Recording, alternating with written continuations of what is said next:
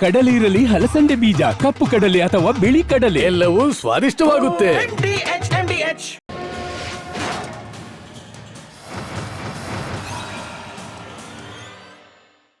ನಮಸ್ಕಾರ. Mahabharata mega debate ನ ಮತ್ತೊಂದು ವಿಶೇಷ ಸಂಚಿಕೆಗೆ ಸ್ವಾಗತ. ನಾನು ಸ್ಮಿತಾ ರಂಗನಾಥ್. ಸತ್ಯ ಸಂಘರ್ಷ ಅನ್ನೋ ಟ್ಯಾಗ್ಲೈನ್ ನೊಂದಿಗೆ ರಿಪಬ್ಲಿಕ್ ಕನ್ನಡ ಧರ್ಮಸ್ಥಳದಲ್ಲಿ ನಡೀತಾ ಇರುವ SIT ತನಿಖೆ, ಅದಕ್ಕೆ ಪ್ಯಾರಲಲ್ ಆಗಿ ನಡೀತಾ ಇರುವ ಈ ಧರ್ಮಸ್ಥಳದ ಮೇಲೆ ಕೇಳೋಕ್ ಸಿಕ್ಕಿರುವ ಆರೋಪದ ಪರ ವಿರೋಧದ ಚರ್ಚೆಗೆ ಸಮಾನವಾದ ವೇದಿಕೆಯನ್ನ ಕಲ್ಪಿಸ್ತಾ ಇದೆ. ಈ ವಿಚಾರದಲ್ಲಿ ಪ್ರಮುಖವಾಗಿ ಮಾತನಾಡ್ತಾ ಇರೋ ಕೆಲ ವ್ಯಕ್ತಿಗಳನ್ನ ಕೂಡ ನೇರವಾಗಿ ಸ್ಟುಡಿಯೋಗೆ ಕರೆಸಿ, ಸ್ಟುಡಿಯೋಗೆ ಬರೆದಿದ್ದವರ ಮುಂದೆನೆ ಅವರಿದ್ದ ಜಾಗಕ್ಕೆ ಹೋಗಿ ಮೈಕ್ ಕ್ಯಾಮ್ರಾ ಹಿಡಿದು ಹೀಗ್ಯಾಕೆ ಆರೋಪ ಮಾಡ್ತಿದ್ದೀರಿ, ನಿಮ್ಮ ಹತ್ರ ಏನ್ ಸಾಕ್ಷಿ ಇದೆ, ಇದನ್ನ ನೇರವಾಗಿ ಕೇಳೋ ಪ್ರಯತ್ನವನ್ನ ಕೂಡ ರಿಪಬ್ಲಿಕ್ ಕನ್ನಡ ಮಾಡ್ತಾ ಇದೆ. ನೆನ್ನೆ ಕೂಡ ಗಮನಿಸಿದ್ರಿ, ಸೌಜನ್ಯ ಪರವಾಗಿ ನಿಂತ ಹೋರಾಟಗಾರರ ಧ್ವನಿಯಾಗಿ ಮಾತನಾಡ್ತಾ ಇರುವ ವಕೀಲರಾದ ಬಾಲನ್ ಅವರು ನಮ್ಮ ಜೊತೆ ನಮ್ಮ ಸ್ಟುಡಿಯೋದಲ್ಲಿದ್ರು. ಇದೇ ಮೆಗಾ ಡಿಬೇಟ್ನ ಭಾಗವಾಗಿ ಇವತ್ತು ಕೂಡ ಒಬ್ಬ ವಿಶೇಷ ಅತಿಥಿ ಇದ್ದಾರೆ. ಅವರು ಉಲ್ಟಾ ಅಂತ ಹೇಳ್ಬೋದು. ಅಂದ್ರೆ ಬಾಲನ್ ಹಾಗೆ ಅವರ ಸಂಗಡಿಗರು ಯಾವ ರೀತಿ ಮಾತನಾಡ್ತಿದ್ದಾರೆ ಅದ್ರ ವಿರುದ್ಧವಾಗಿ ಮಾತನಾಡ್ತಿರುವವರ ಕೆಲವರ ಪೈಕಿ ಇವರು ಕೂಡ ಪ್ರಮುಖರು. ಬಿಗ್ ಬಾಸ್ ಖ್ಯಾತಿಯ ಪತ್ರಕರ್ತರು ಆಗಿರುವ ಕೀರ್ತಿ ಅವರು, ಅಲಿಯಾಸ್ ಕಿರಿಕ್ ಕೀರ್ತಿ ಅವರು, ನಮಸ್ಕಾರ, ಕಾರ್ಯಕ್ರಮಕ್ಕೆ ಸ್ವಾಗತ.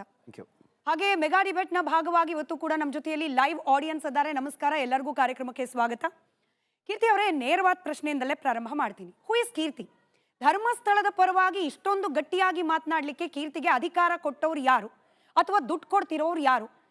ಧರ್ಮಾಧಿಕಾರಿಗಳು ಅಥವಾ ಅವರ ಕುಟುಂಬಸ್ಥರು ತಪ್ಪೇ ಮಾಡಿಲ್ಲ ಅಂತ ಹೇಳ್ತಾ ಇರೋ ಕೀರ್ತಿಗೆ ಅವರ ಬಳಿ ಇರುವ ಸಾಕ್ಷ್ಯ ಏನು? ತಪ್ಪು ಮಾಡಿದ್ರೆ ಸಾಕ್ಷಿ ಬೇಕು, ತಪ್ಪು ಮಾಡದೇ ಇದ್ರೆ ಸಾಕ್ಷಿ ಹಾಕ್ಬೇಕು.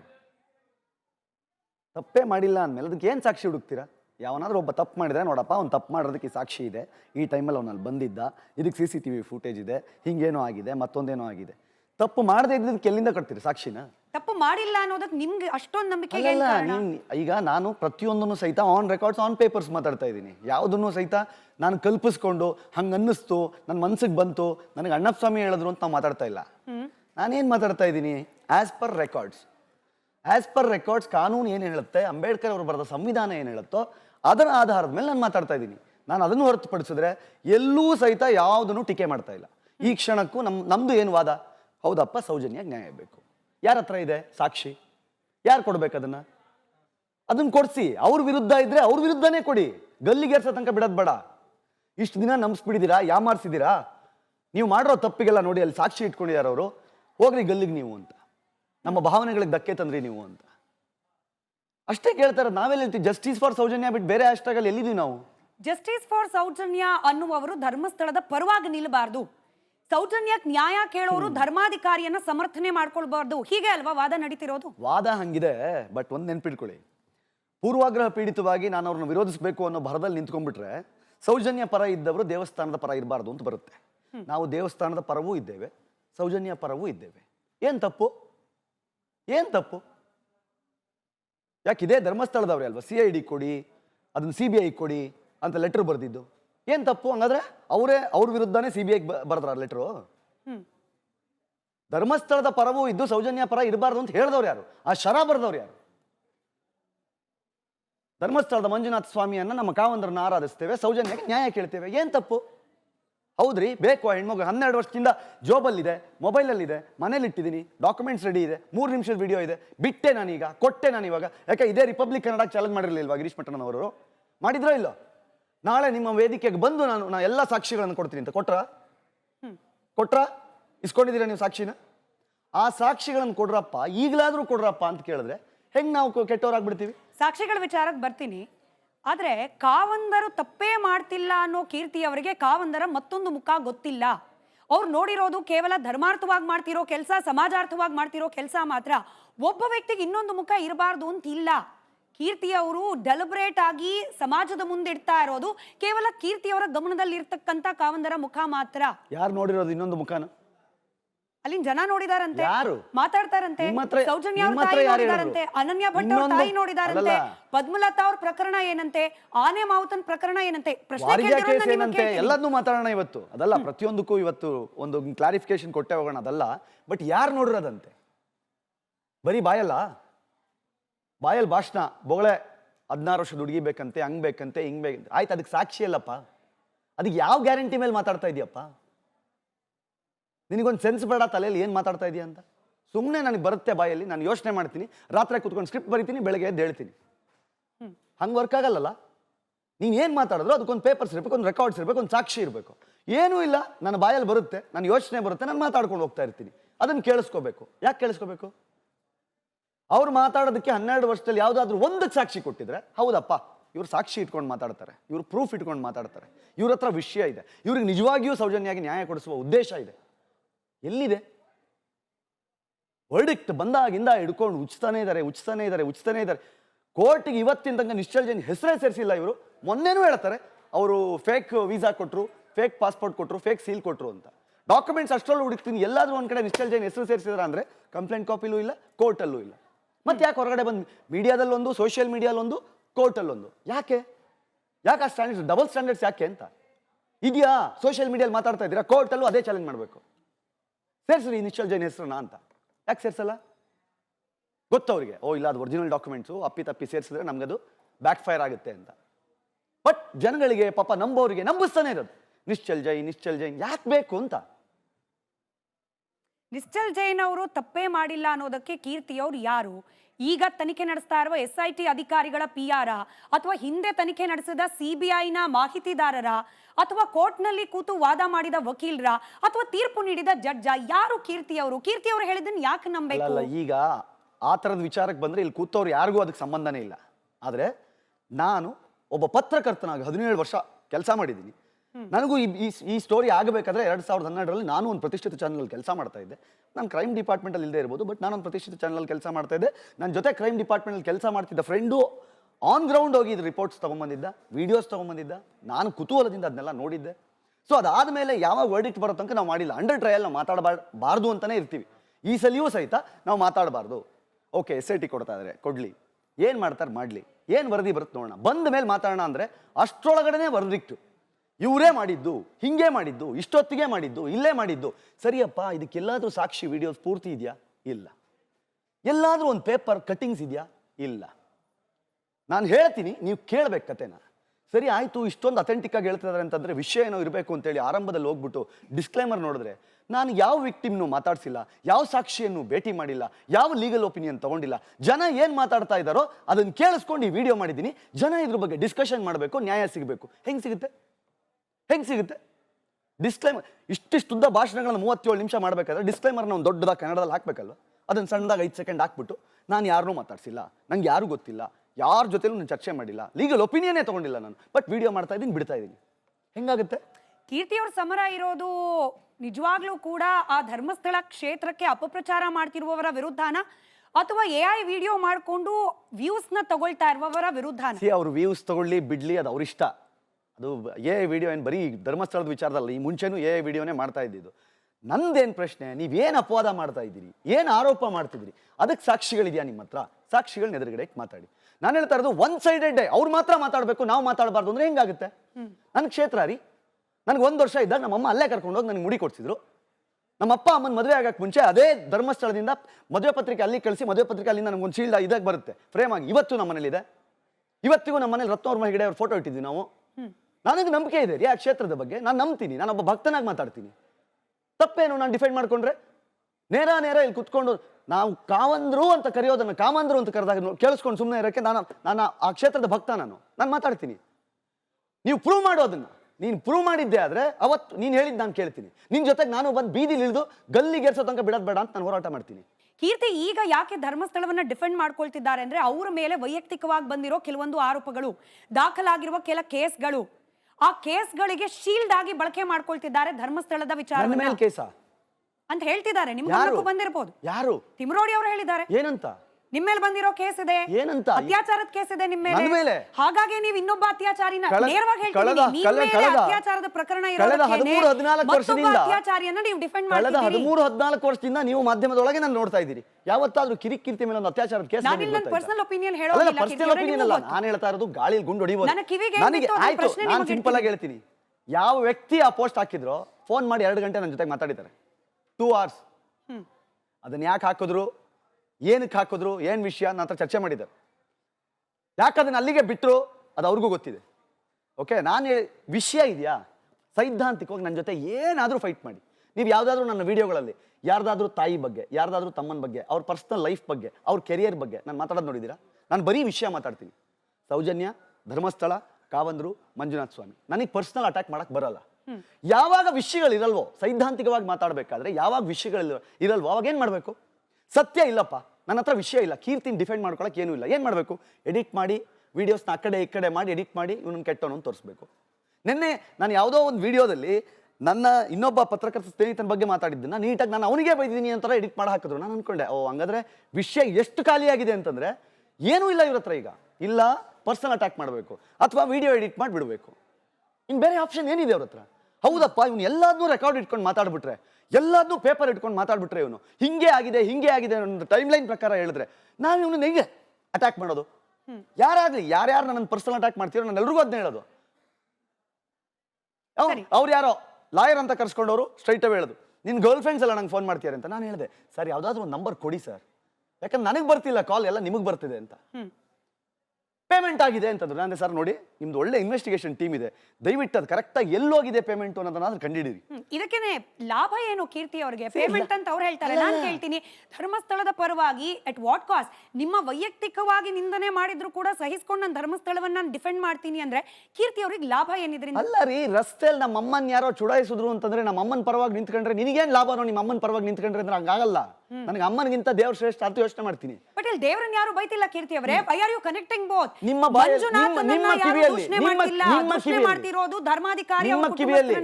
ಕಿವಿಯಲ್ಲಿ ಅಲ್ಲಿ ಅಣ್ಣಪ್ಪ ಸ್ವಾಮಿ ಇಲ್ಲ, ಅಲ್ಲಿ ಮಂಜಾತ್ ಸ್ವಾಮಿ ಇಲ್ಲ, JCB ತಗೊಂಡೋಗ ಅದನ್ನ ಕಿತ್ತಾಕಿ ಅಂತ ಕೇಳಿಲ್ವಾ?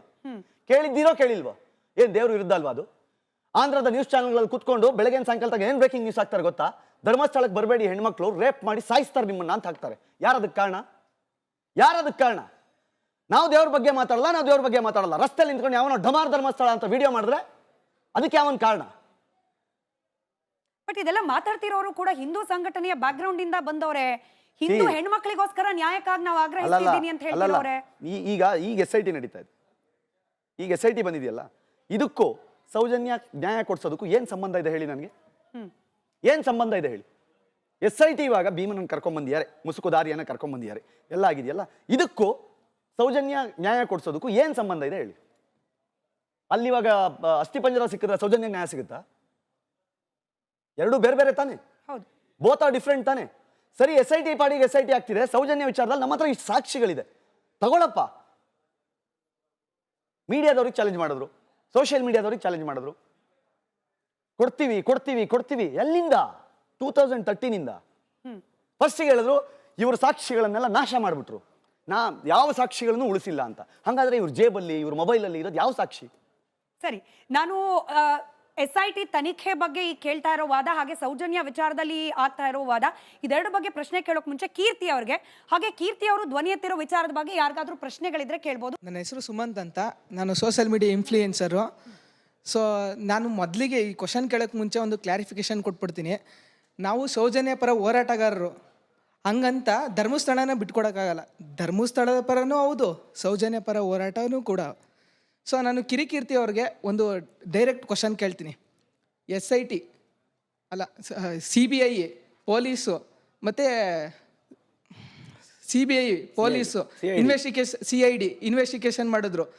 ಇಷ್ಟೆಲ್ಲ ದೊಡ್ಡ ಟೀಮ್ ಇನ್ವೆಸ್ಟಿಗೇಷನ್ ಮಾಡಿದ್ರು ಇನ್ನೂ ಆರೋಪಿ ಯಾರು ಅಂತ ಕನ್ಫರ್ಮ್ ಆಗಿಲ್ಲ. ಯಾಕೆ? ಇದು ಪ್ರಾಸಿಕ್ಯೂಷನ್ ಫೇಲ್ಯೂರ್ ಅನ್ನೋದು ಸುಮಾರು ಕಡೆ ನಾವು ವೇದಿಕೆಯಲ್ಲಿ ಹೇಳಿದ್ದೀವಿ. ಅದಕ್ಕೆ ಸಾಕ್ಷಿಗಳು ಇದ್ದಾವೆ, ಅದಕ್ಕೆ ಪೂರಕವಾಗಿ ಎಲ್ಲ ಡಾಕ್ಯುಮೆಂಟ್ಸ್ಗಳನ್ನು ಈಗ ಪ್ರೈಮ್ ವಿಟ್ನೆಸ್ ಅಂತ ಇದ್ದಿದ್ದಂತಹ ಚಂದಪ್ಪ ಗೌಡ್ರೆ ಉಲ್ಟಾ ಹೊಡೆದ್ಬಿಟ್ರು. ಅದು ಮೆನ್ಷನ್ ಇದೆ, ಫುಲ್ ವರ್ಡಿಕ್ಟಲ್ಲಿ ಮೆನ್ಷನ್ ಇದೆ. ಯಾರು ಆರಂಭಿಕವಾಗಿ ಸ್ಟೇಷನಲ್ಲಿ ಬಂದು ಸಾಕ್ಷಿಗಳನ್ನು ಕೊಟ್ಟಿದ್ರು, ಹೇಳಿಕೆಗಳನ್ನು ರೆಕಾರ್ಡ್ ಮಾಡಿದ್ರು, ಅವರುಗಳು ಒಂದೂವರೆ ವರ್ಷ ಆಗ್ತಿದ್ದಂಗೆ ಬದಲಾಗ್ಬಿಟ್ರು.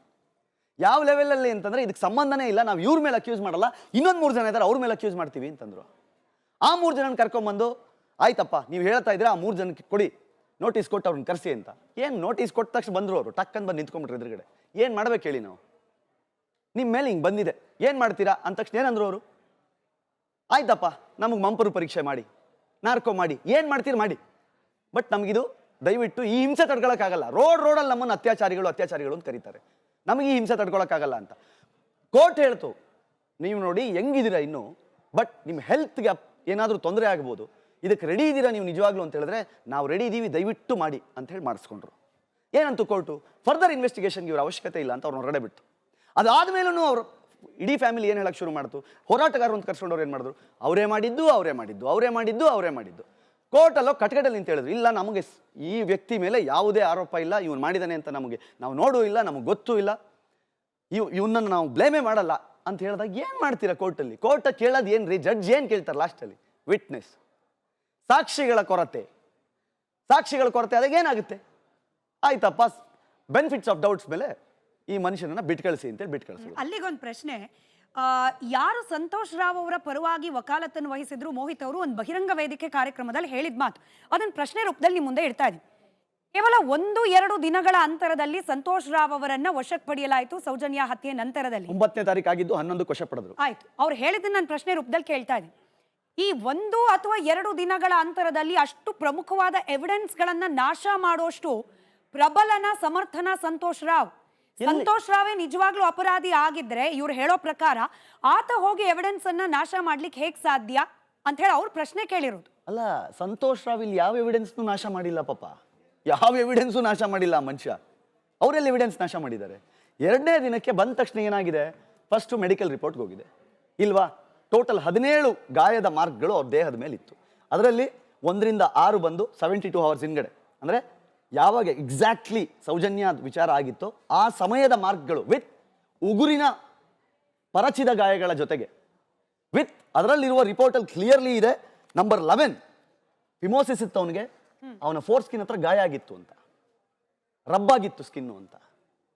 ಸೊ ಅದೆಲ್ಲದರ ಆಧಾರದ ಮೇಲೇನೆ ಅಲ್ಲಿ ಮಹಾಬಲ್ ಶೆಟ್ಟಿ ಇರ್ಬೋದು, ರಶ್ಮಿ ಅವ್ರು ಇರ್ಬೋದು, ಆದಮ್ ಅವ್ರು ಇರ್ಬೋದು, ಕ್ಲಿಯರ್ ಆಗಿದ್ರು ಆ ವಿಚಾರದಲ್ಲಿ. ಇಲ್ಲ, 72 ಅವರ್ಸ್ ಹಿಂದ್ಗಡೆ ಈ ಮನುಷ್ಯನಿಗೆ ಈ ತರಹದ ಗಾಯಗಳು ಮಂಡಿಲಿ, ಬೆನ್ನಲ್ಲಿ ಪರಚಿದ ಗಾಯಗಳು ಪ್ಲಸ್ ಫಿಮೋಸಿಸ್ ಇದ್ದಿದ್ದಕ್ಕೆ ಅವನಿಗೆ ಫೋರ್ ಸ್ಕಿನ್ ಅಲ್ಲಿ ಇದ್ದಂತಹ ಗಾಯ, ಇದೆಲ್ಲದರ ಆಧಾರದ ಮೇಲೆ ಅದೇ ಫಸ್ಟ್ FSL ರಿಪೋರ್ಟ್ ಕೋರ್ಟಿಗೆ ಸಬ್ಮಿಟ್ ಆಗಿದ್ದು.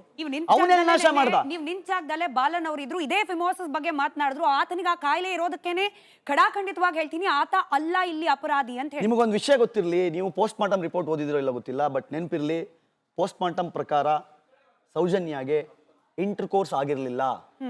ಐ ರಿಪೀಟ್, ಸೌಜನ್ಯಾಗೆ ಇಂಟರ್ಕೋರ್ಸ್ ಆಗಿರಲಿಲ್ಲ. 2 ಫಿಂಗರ್ ಥಿಯರಿ ನಿಮ್ಗೆ ಗೊತ್ತಿರ್ಬೋದು, ಬೆರಳುಗಳನ್ನ ಮಾತ್ರ ಅವ್ನು ಹಾಕಿದ್ದ. ಯಾಕಂತಂದ್ರೆ ಅವನಿಗೆ ಫಿಮೋಸಿಸ್ ಇತ್ತು, ಹಿ ಕಾನ್ ಡು. ಅವ್ನು ಪ್ರೆಷರ್ಲಿ ಟ್ರೈ ಮಾಡಿದ್ರು ಸಹಿತ ಆಗದೆ ಇರೋದಕ್ಕೇನೆ ಅವನಿಗೆ ಅಲ್ಲಿ ಒಂದು ಗಾಯದ ಗುರುತಾಗುತ್ತೆ. ಅದಾದ್ಮೇಲೆ 2 ಫಿಂಗರ್ ಅವ್ರು ಕ್ಲಿಯರ್ ಆಗಿ ಬರೆದಿದ್ದಾರೆ, ಕ್ಲಿಯರ್ಲಿ ಇದೆ. ನಿಮಗೆ ಅದನ್ನು ಕೊಡ್ತೀನಿ, ಯಾರಿಗಾದ್ರೂ ಡೌಟ್ ಇದ್ರೆ ಅದನ್ನು ತೋರಿಸಿ, ಆಯ್ತಾ? ಕ್ಲಿಯರ್ಲಿ ಇದೆ.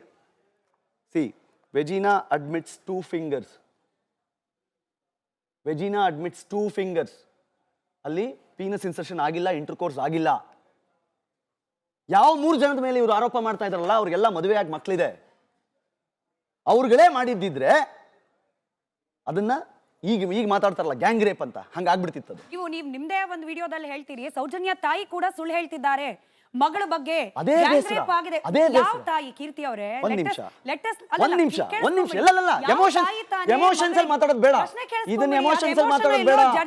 ಯಾವ ತಾಯಿ ಕೂಡ ಎಮೋಷನ್ಸ್ ಬೇಡ, ಕೀರ್ತಿ ಅವರೇ, ಎಮೋಷನ್ ಹೌದು ಅಲ್ಲೋ ಜನ ಜಡ್ಜ್ ಮಾಡ್ಲಿ.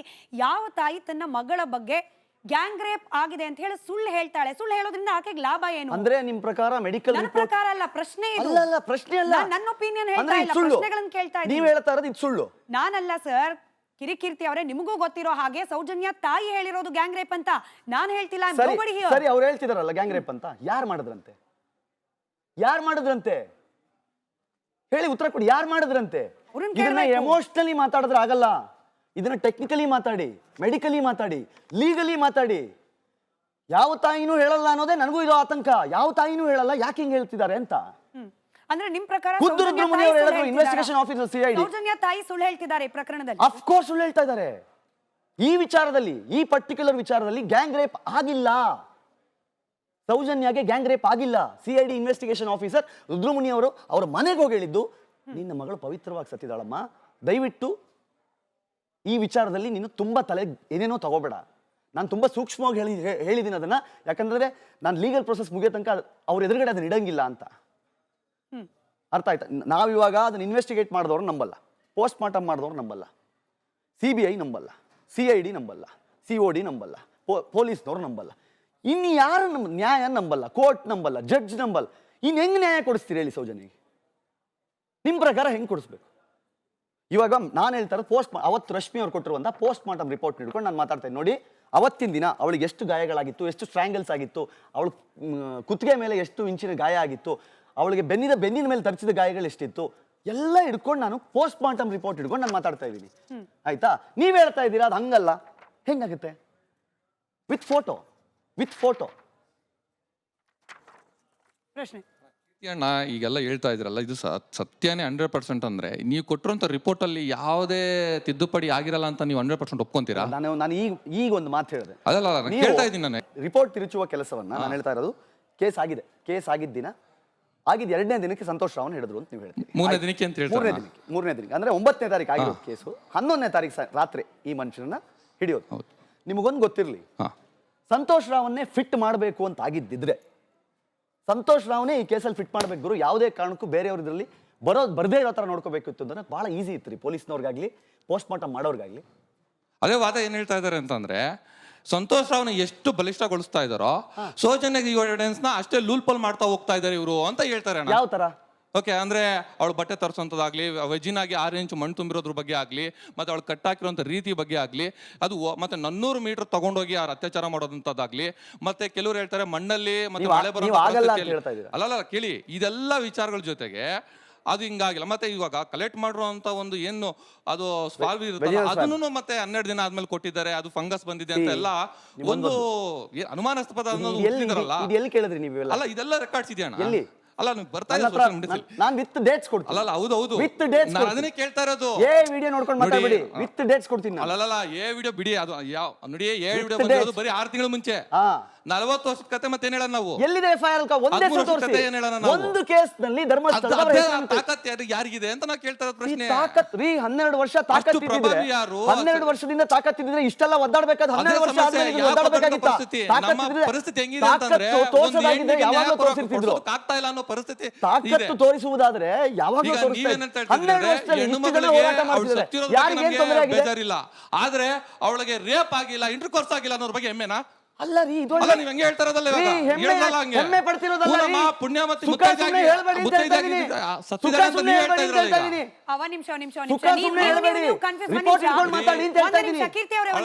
ನಿಮಿಷ ಸರ್, ನೀವು ಕನ್ಫ್ಯೂಸ್ ಮಾಡ್ಕೊಂಡಿದ್ದೀರಿ. ಅವ್ರು ಹೇಳಿದ್ದು ಇಲ್ಲ ಒಂದ್ ನಿಮಿಷ ಹೇಳಿದ್ದು ಕೀರ್ತಿ ಅಲ್ಲ, ಹೇಳಿದ್ದು ಇನ್ವೆಸ್ಟಿಗೇಟಿವ್ ಆಗ್ತಿದಲ್ಲ. ನೀವು ಅದನ್ನೇ ನಾ ಮಾತು ಹೇಳಿದ್ರಿ, ನಾನು ಅದೇ ಪ್ರಶ್ನೆ ಮಾಡ್ತಾ ಇರೋದು.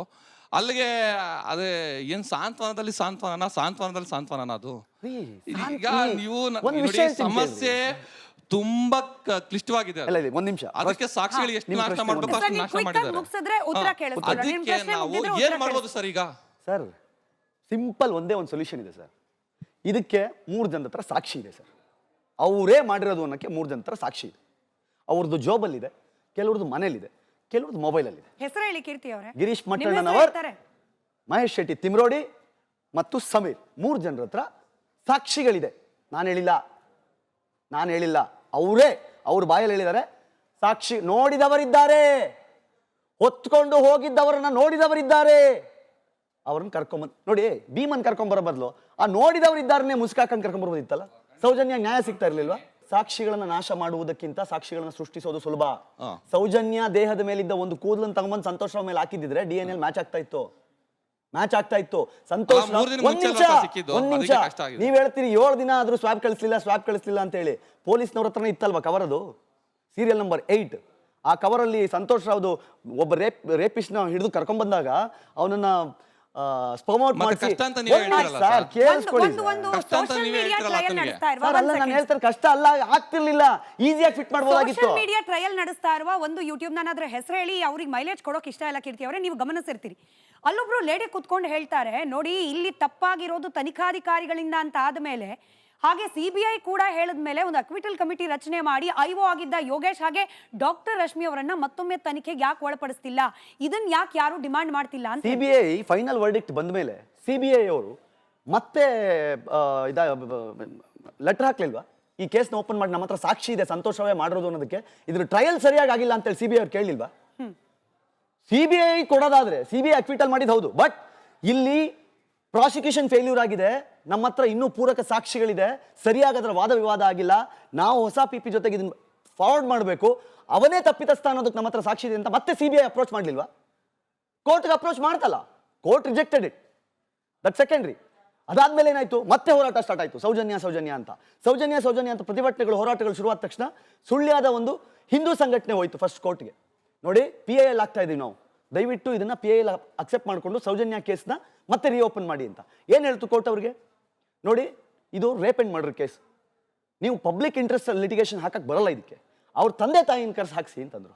ಅವಾಗ ಪ್ರೆಷರ್ ಹೋಯ್ತು ಅವ್ರ ಅಪ್ಪ ಅಮ್ಮನಿಗೆ, ನೀವು ಯಾಕೆ ಕೇಳ್ತಾ ಇಲ್ಲ, ಕೇಸ್ ರೀಓಪನ್ ಮಾಡಿ ಅಂತ ನೀವು ಯಾಕೆ ಕೇಳ್ತಾ ಇಲ್ಲ, ನೀವು ಕೇಳಿ ಅಂದಾಗ ಅವಾಗ ಹೋದ್ರು ಚಂದಪ್ಪ ಅವ್ರು. ಮತ್ತವಾಗ ಕೋರ್ಟ್ ಏನು ಹೇಳ್ತು, ನೋಡಿ ಇದು ಮುಗಿದೋಗಿರೋ ಕತೆ, ಇವಾಗ ಹೊಸ ಸಾಕ್ಷಿಗಳೇನಾದ್ರೂ ಇದ್ರೆ ತಗೊಂಡು ಬಂದು ಮಾತಾಡಿ ಅಂತ. ಅವತ್ತಿರ್ಲಿಲ್ಲ, ಇವತ್ತಿದೆ ಅಲ್ಲ ಹೊಸ ಸಾಕ್ಷಿಗಳು, ಇದೆಯಲ್ಲ ಬ್ರದರ್, ಇವತ್ತು ಹೊಸ ಸಾಕ್ಷಿಗಳಿದೆ ತಾನೆ, ಕೊಡ್ಬೇಕಷ್ಟೇ. ನಾನು ಇನ್ನೇನು ಕೇಳ್ತಾ ಇದ್ದೀನಿ ಸರ್, ನಾನು ಹೇಳ್ತೀನಿ ಕೇಳಿ ಸರ್, ಈ ಪುಸ್ತಕಗಳ ಮೇಲಾಣೆ, ಈ ಡಾಕ್ಯುಮೆಂಟ್ಸ್ ಮೇಲಾಣೆ, ನನಗೆ ಬೇಕಾಗಿರೋದು ಸೌಜನ್ಯಗೆ ನ್ಯಾಯ. ಅದನ್ನು ಕೊಡಿಸೋಕೆ 3 ಜನರ ಹತ್ರ ಶಕ್ತಿ ಇದೆ. ಆ 3 ಜನರ ಹತ್ರ ಇರುವ ದಾಖಲೆಗಳನ್ನ ಕೊಡ್ಲಿಕ್ಕೆ ಹೇಳಿ.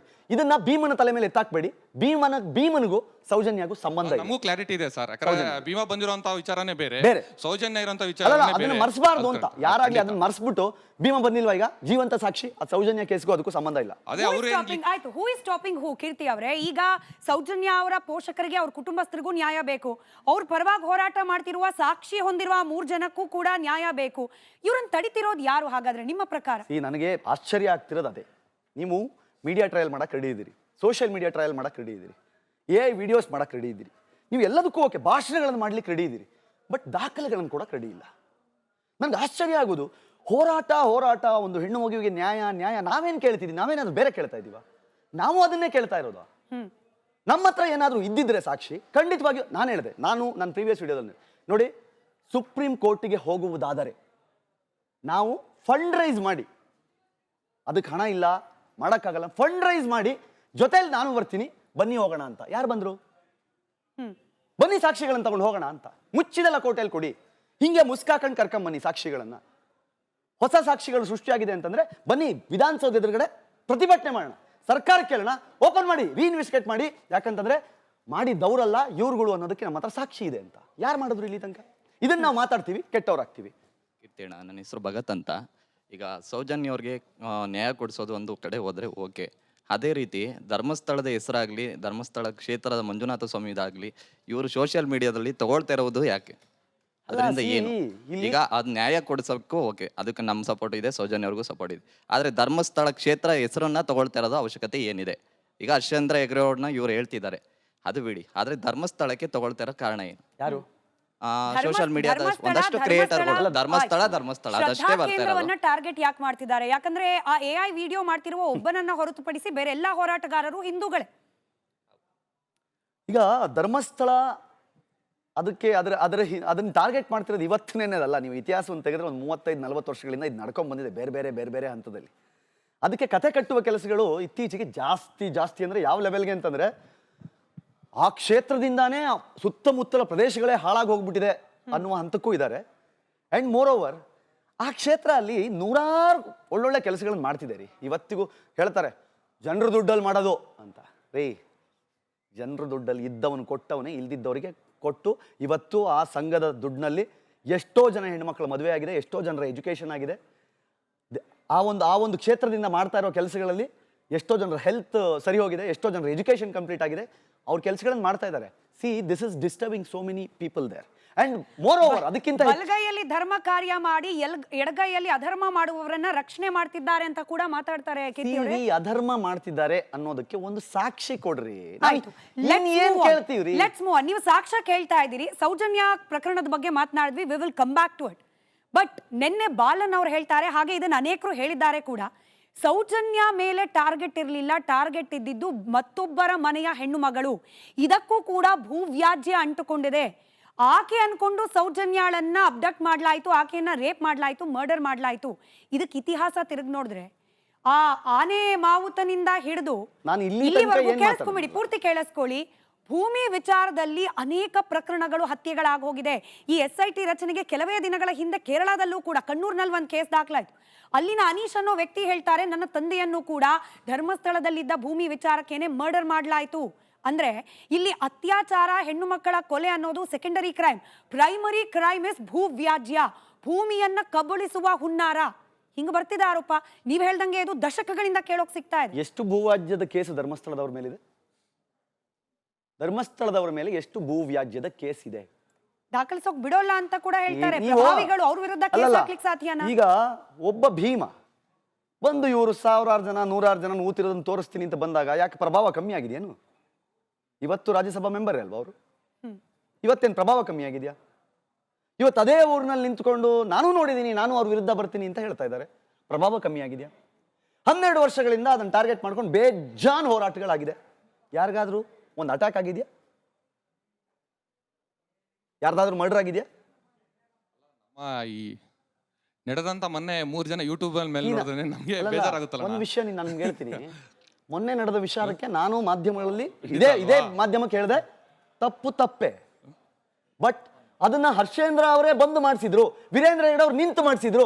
ಪೊಲೀಸ್ ಇನ್ವೆಸ್ಟಿಗೇಷನ್ ಒಂದು ವಿಷಯ ಹೇಳ್ತೀನಿ ಕೇಳ್ರಿ, ಒಂದು ವಿಷಯ ಹೇಳ್ತೀನಿ ಕೇಳ್ರಿ, ಒಂದೇ ಒಂದು ವಿಷಯ ಬ್ರದರ್, ಒಂದು ವಿಷಯ ಹೇಳ್ತೀನಿ.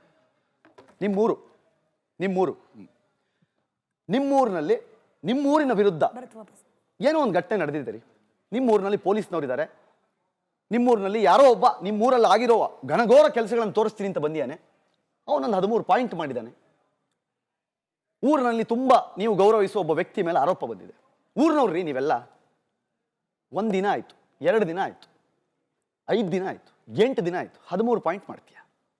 ಏನೂ ಸಿಕ್ಕಿಲ್ಲ ಅಂತಂದಾಗ ಪ್ರತಿದಿನ ಅಲ್ಲೇ ನಿಂತ್ಕೊಂಡು ಅದೇ ಊರಲ್ಲಿ ಈ ಊರಿನ ಮನುಷ್ಯ ಹಂಗ್ ಮಾಡ್ತಾ ಇದ್ದಾನೆ, ಈ ಊರಿನ ಈ ಮನುಷ್ಯ ಹಿಂಗ್ ಮಾಡ್ತಾ ಇದ್ದಾನೆ, ಇವ್ನು ಹಂಗ್ ಮೇಲೆ ಅಟ್ಯಾಕ್ ಮಾಡಿರೋದು ಊರಿನ ಜನ. ಹೌದು, ಊರಿನ ಜನ. ಕೀರ್ತಿ ಅವರೇ, ಪರ್ಸನಲ್ ಮ್ಯಾಟರ್ ಇಲ್ಲಿ ಹೇಳಬಾರ್ದು, ಬಟ್ ನನ್ನ ವೈಯಕ್ತಿಕ ಸೋಷಿಯಲ್ ಮೀಡಿಯಾ ಖಾತೆಯಲ್ಲಿ ಅನೇಕರು ಮೆಸೇಜ್ ಮಾಡಿದ್ದಾರೆ. ನಿಮಗೆ ಬೇಕಾದ್ರೆ ಕಾರ್ಯಕ್ರಮ ಆದ್ಮೇಲೆ ತೋರಿಸ್ತೀನಿ. ಮೇಡಮ್, ಆಫ್ ಕ್ಯಾಮ್ರಾ ಧರ್ಮಸ್ಥಳದ ಜನರನ್ನ ವಿಶ್ವಾಸಕ್ಕೆ ತೆಗೆದುಕೊಂಡು ನೀವು ಮಾತನಾಡ್ಸಿ ನೋಡಿ, ಆಗ ಅವ್ರು ಏನ್ ಹೇಳ್ತಾರೆ ಅನ್ನೋದು ನಿಮಗೆ ಗೊತ್ತಾಗುತ್ತೆ. ಮೀಡಿಯಾ ಮುಂದೆ ಮಾತನಾಡಿದ್ರೆ ಮತ್ತೆ ನಮ್ಮನೆ ಹೆಣ್ಮಕ್ಳಿಗೂ ಎಲ್ಲಾ ಕತೆ ಆಗುತ್ತೋ ಅಂತ ಹೇಳಿ ಹೆದರ್ಕೊಂಡು ಜನ ಧರ್ಮಾಧಿಕಾರಿಯನ್ನ ಸಪೋರ್ಟ್ ಮಾಡ್ತಿದ್ದಾರೆ ಅಂತ ಹೇಳಿ ಮೆಸೇಜ್ ಮಾಡ್ತಿದ್ದಾರೆ. ನಾನು ತೋರಿಸ್ತೀನಿ ನಿಮಗೆ. ಅಲ್ಲಲ್ಲ, ನಿಮ್ಗೆ ಯಾರು ಹೇಳಿದ್ದು? ಸೋಷಿಯಲ್ ಮೀಡಿಯಾದಲ್ಲಿ ಧರ್ಮಸ್ಥಳದವರು ಜನ ಸರ್, ಜನ ಈ ಕಾರ್ಯಕ್ರಮವನ್ನ ನಾನೊಂದು ವಿಷಯ ಹೇಳ್ತಿದ್ದಾರೆ.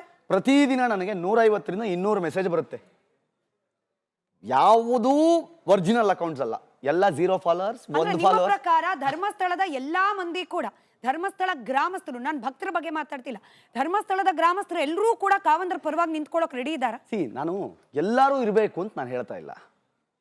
ಧರ್ಮಸ್ಥಳದ ಉಜಿರೆ ಗೇಟ್ ತನಕ ಬೇರೆ ಇರ್ಬೋದು, ಅದಾದ್ಮೇಲೆ ಬೇರೆ ಇರ್ಬೋದು. ನುಗ್ಗಿ ಹೊಡಿತೀವಿ ಅಂತ ಯಾವತ್ತೂ ನಾವು ಕಾವಂದ್ರ ಬಾಯಲ್ಲಿ ಕೇಳಿಲ್ಲ. ಅಥವಾ ಬೋಮಗ ಸುಮಗ ಅನ್ನುವಂಥ ಕೆಟ್ಟ ಪದಗಳನ್ನು ನಾವು ಅವ್ರ ಬಾಯಲ್ಲಿ ಕೇಳಿಲ್ಲ. ಅವ್ರನ್ನ ನಾವು ನೋಡಿರೋದು ಬೇರೆ ಥರನೇ. ಬಟ್ ಇಲ್ಲಿ ಬರೀ ಕಪೋಲ ಕಲ್ಪಿತ ಕಥೆಗಳನ್ನು ಕಟ್ಟೋದು. ಅವತ್ತು ಯಾವುದೋ ಒಂದು ಹೆಂಗ್ಸ್ ಬಂದಿದ್ಲಂತೆ, ತುಲಾಭಾರ ಮಾಡಿಸ್ಬೇಕಾದ್ರೆ ಬಟ್ಟೆ ಬಿಚ್ಚಕ್ಕೆ ಕೇಳಿದ್ರಂತೆ.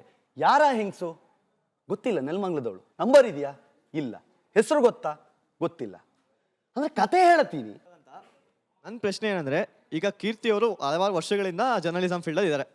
ಸೊ ವಿಡಿಯೋ ಬಂದು ಅದೆಲ್ಲ ಆದ್ಮೇಲೆ ಯಾಕೆ ಇವ್ರು ಧ್ವನಿ ಎತ್ತಿದ್ದಾರೆ ಧರ್ಮಸ್ಥಳದ ಬಗ್ಗೆ? ಯಾಕಂದ್ರೆ ಇವ್ರಿಗೆ ಇವಾಗ ಯಾರಾದ್ರೂ ಹಣ ಕೊಡ್ತಿದಾರ ಏನು? ಮುಂಚೆನೇ ವಾದ ಮಾಡ್ಬೋದಿತ್ತಲ್ಲ, ಯಾಕಂದ್ರೆ ತುಂಬಾ ವರ್ಷದಿಂದ ಅದೇ ನ್ಯೂಸ್ ಕಂಟಿನ್ಯೂ ಆಗ್ತಾನೆ ಇದೆ. ಅಲ್ಲಲ್ಲ, ನಾನು ಶ್ರೀ ಮಂಜುನಾಥನ ಭಕ್ತ. ಈ ಕ್ಷಣಕ್ಕೆ ನನ್ನ ವಾದ, ನನ್ನ ಹೋರಾಟ ಏನಿದ್ರು ನಾನು ಶ್ರೀ ಮಂಜುನಾಥನ ಭಕ್ತ ಮತ್ತು ಸೌಜನ್ಯ ಪರ ಹೋರಾಟಗಾರ. ಆಮೇಲೆ ವಿಡಿಯೋ ಬಂದ್ಮೇಲೆ ಯಾಕೆ ಬರಬೇಕು ಅಂತಂದ್ರೆ, ನೀವು ನನಗೆ ಯಾಕೋ ನಿನ್ ಅಂದ್ರೇನೆ ನಾನು ಬರೋದು, ಯಾಕೋ ನಿನ್ ಅಂತ. ನೀವ್ ಹಂಗ್ ಬಂದ್ರೇನೆ ನಾನು ಬರೋದು. ನಾನು ನಿಮ್ಮ ಪಾಡಿಗೆ ನೀವಿದ್ರೆ ನಾನು ಬರಲ್ಲ. ಓಕೆ, ಈಗ ತನಿಖೆ ನಡೀತಿಲ್ಲ, ಎಸ್ ಐ ಟಿ ತನಿಖೆ. ಧರ್ಮಸ್ಥಳ ಜನ ಗ್ರಾಮಸ್ಥರು ಅಲ್ಲಿ ಅವ್ರು ತಪ್ಪಿಲ್ಲ ಅಥವಾ ಅಲ್ಲಿಂದ ಏನೋ ಫಾಲ್ಟ್ ಆಗಿಲ್ಲ ಅಂದ್ರೆ ಅವ್ರು ಯಾಕೆ ತನಿಖೆಗೆ ಅವಕಾಶ ಮಾಡ್ಕೊ? ಯೂಟ್ಯೂಬರ್ಸ್ ಮೇಲೆ ಯಾಕೆ ಅಲ್ಲೇ ಮಾಡ್ಬೇಕಿತ್ತು? ಯೂಟ್ಯೂಬರ್ಸ್ ಅವ್ರು ಇಷ್ಟ ಅದು, ಅವ್ರು ಏನಾದ್ರು ವಿಡಿಯೋ ಮಾಡಲಿ, ಇವ್ರು ತಪ್ಪಿಲ್ಲ ಅಂದ್ಮೇಲೆ ಭಯ ಬೀಳ್ಬಾರ್ದಲ್ವಾ? ಅಲ್ಲೇ ಮಾಡಿ ಕಳ್ಸಿ ತಪ್ಪಲ್ವಾ ಅದು? ರಸ್ತೆಯಲ್ಲಿ ನಿಂತ್ಕೊಂಡು, ನಿಮ್ಮ ಮನೆ ಎದುರುಗಡೆನೋ ಏನೋ ರಸ್ತೆಯಲ್ಲಿ ನಿಂತ್ಕೊಂಡು ದಿನಾ ಬಾಯಿಗೆ ಬಂದಂಗೆ ಬೈತಾ ಇದ್ರೆ ನಿಮಗೆ ನಂದೇನು ತಪ್ಪಿಲ್ಲ, ನಾನು ಆರಾಮ ಒಳಗಡೆ ಕೂತಿರ್ತೀನಿ ಅಂತ ಕೂತಿರಕ್ಕಾಗತ್ತೀನ್ರಿ? ಯಾರು ಕೂತಿರ್ತಾರೆ? ನೀವು ಕೂತಿರ್ತೀರಾ ಅಂತ ನನ್ಗೆ ಹೇಳಿ. ಹೌದು, ನಾನು ಹೊರಗಡೆ ಬಂದು ಯಾವನಾನ ಕಲ್ ತೂರ್ತಾ ಇರಲಿ, ಯಾವನಾನ ಕೆಟ್ಟದಾಗ ಬೈತಾ ಇರಲಿ, ನಾನು ಮನೆ ಒಳಗಡೆ ಆರಾಮಾಗಿ ಕೂತಿರ್ತೀನಿ. ಯಾಕಂದ್ರೆ ನನ್ನ ತಪ್ಪಿಲ್ಲ.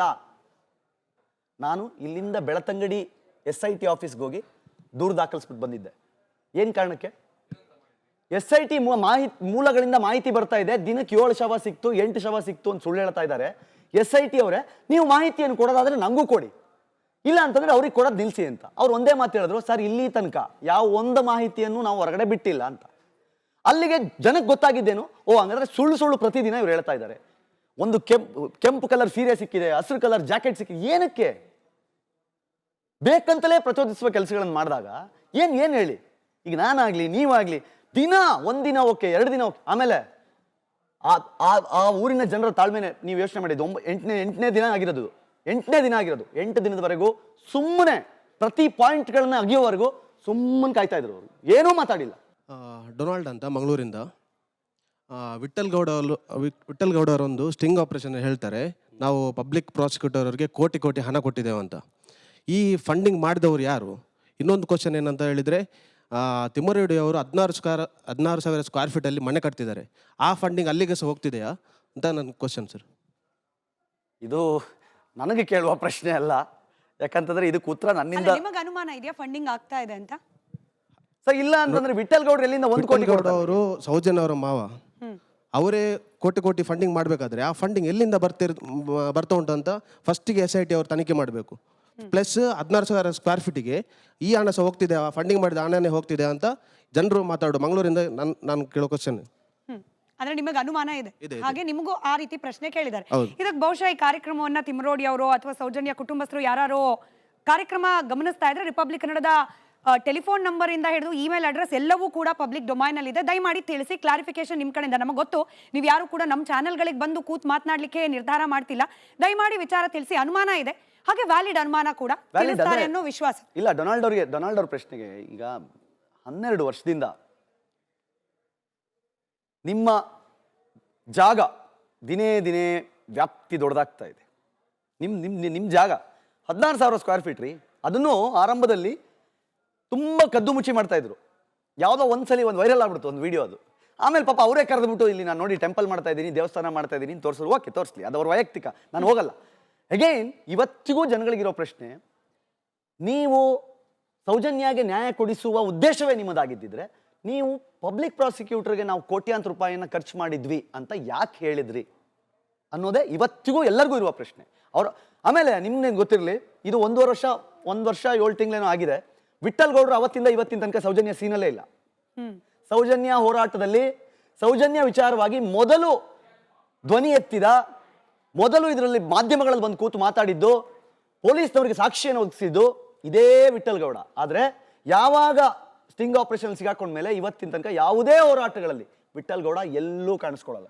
ಎಟ್ ಅಗೇನ್ ರಿಪಬ್ಲಿಕ್ ಕನ್ನಡದ ಸ್ಟುಡಿಯೋ ಡೋರ್ಸ್ ಯಾವಾಗಲೂ ಓಪನ್ ಇರುತ್ತೆ. ವಿಠಲ್ ಗೌಡ್ರು ಈ ವಿಚಾರಕ್ಕೆ, ಯಾಕಂದ್ರೆ ಬಹಳ ಗಂಭೀರವಾದ ಆರೋಪ, ಈ ವಿಚಾರಕ್ಕೆ ಕ್ಲಾರಿಫಿಕೇಶನ್ ಕೊಡಬೇಕು ಅಂತಂದ್ರೆ ನಮ್ಮ ವೇದಿಕೆ ನಿಮಗಾಗಿ ಸದಾ ಓಪನ್ ಇದೆ. ಮುಂದಿನ ಪ್ರಶ್ನೆ. ಕಿರಿಕೀರ್ತಿ ಅವರು ಇಷ್ಟು ರೋಷಾವೇಶವಾಗಿ ಧರ್ಮಸ್ಥಳದ ಪರ ಮಾತಾಡ್ತೀರಾ, ಆಯ್ತು ಭಕ್ತರು ಎಲ್ಲ ಓಕೆ. ಅದೇ ಪರಿಸ್ಥಿತಿ ಈಗ ಸಂತ್ರಸ್ತರಿಗೆ ಹೆಣ್ಮಕ್ಳಿಗಾಗಿದೆಯಲ್ಲ, ಅದೇ ನಿಮ್ಮ ಪರಿಸ್ಥಿತಿ ನಿಮ್ಮ ಮನೆ ಹೆಣ್ಮಕ್ಳಿಗಾಗಿದ್ರೆ ನಿಮ್ಮ ರಿಯಾಕ್ಷನ್ ಹೇಗಿರ್ತಿತ್ತು? ನಮ್ಮ ಮನೆ ಹೆಣ್ಮಕ್ಳಿಗಾಗಿದ್ರೆ ಕಾನೂನಾತ್ಮಕವಾಗಿ ಯಾವನ್ ಮಾಡಿದಾನೋ ಅವನನ್ನ ಇರೋ ಸಾಕ್ಷಿಗಳನ್ನೆಲ್ಲ ಕೋರ್ಟಿಗೆ ತಗೊಂಡೋಗಿ, ನನ್ನ ಮನೆ ಹೆಣ್ಮಕ್ಳಿಗಾಗಿದ್ರೆ ಸಾಕ್ಷಿಗಳನ್ನ ಜೋಬಲ್ಲಿ ಮೊಬೈಲಲ್ಲಿ ಮನೇಲಿ ಇಟ್ಕೋತಾ ಇರಲಿಲ್ಲ. ಸಾಕ್ಷಿಗಳನ್ನ ಸಾಕ್ಷಿ ಸಮೇತ ತಗೊಂಡೋಗಿ ಕೋರ್ಟಲ್ಲಿ ಕೊಟ್ಬಿಟ್ಟು, ನಮ್ಮ ಮನೆ ಹೆಣ್ಮಗಳಿಗೆ ಹಿಂಗಾಗಿದೆ. ಸೌಜನ್ಯನು ನಮ್ಮನೆ ಹೆಣ್ಮಗಳೇ ರೀ, ಅವಳೇನು ಬೇರೆನಾ? ಅವಳು ನಮ್ಮನೆ ಹೆಣ್ಮಗಳೇ, ಯಾಕೆ ಅವಳನ್ನು ಬೇರೆ ಮಾಡ್ತೀರಿ?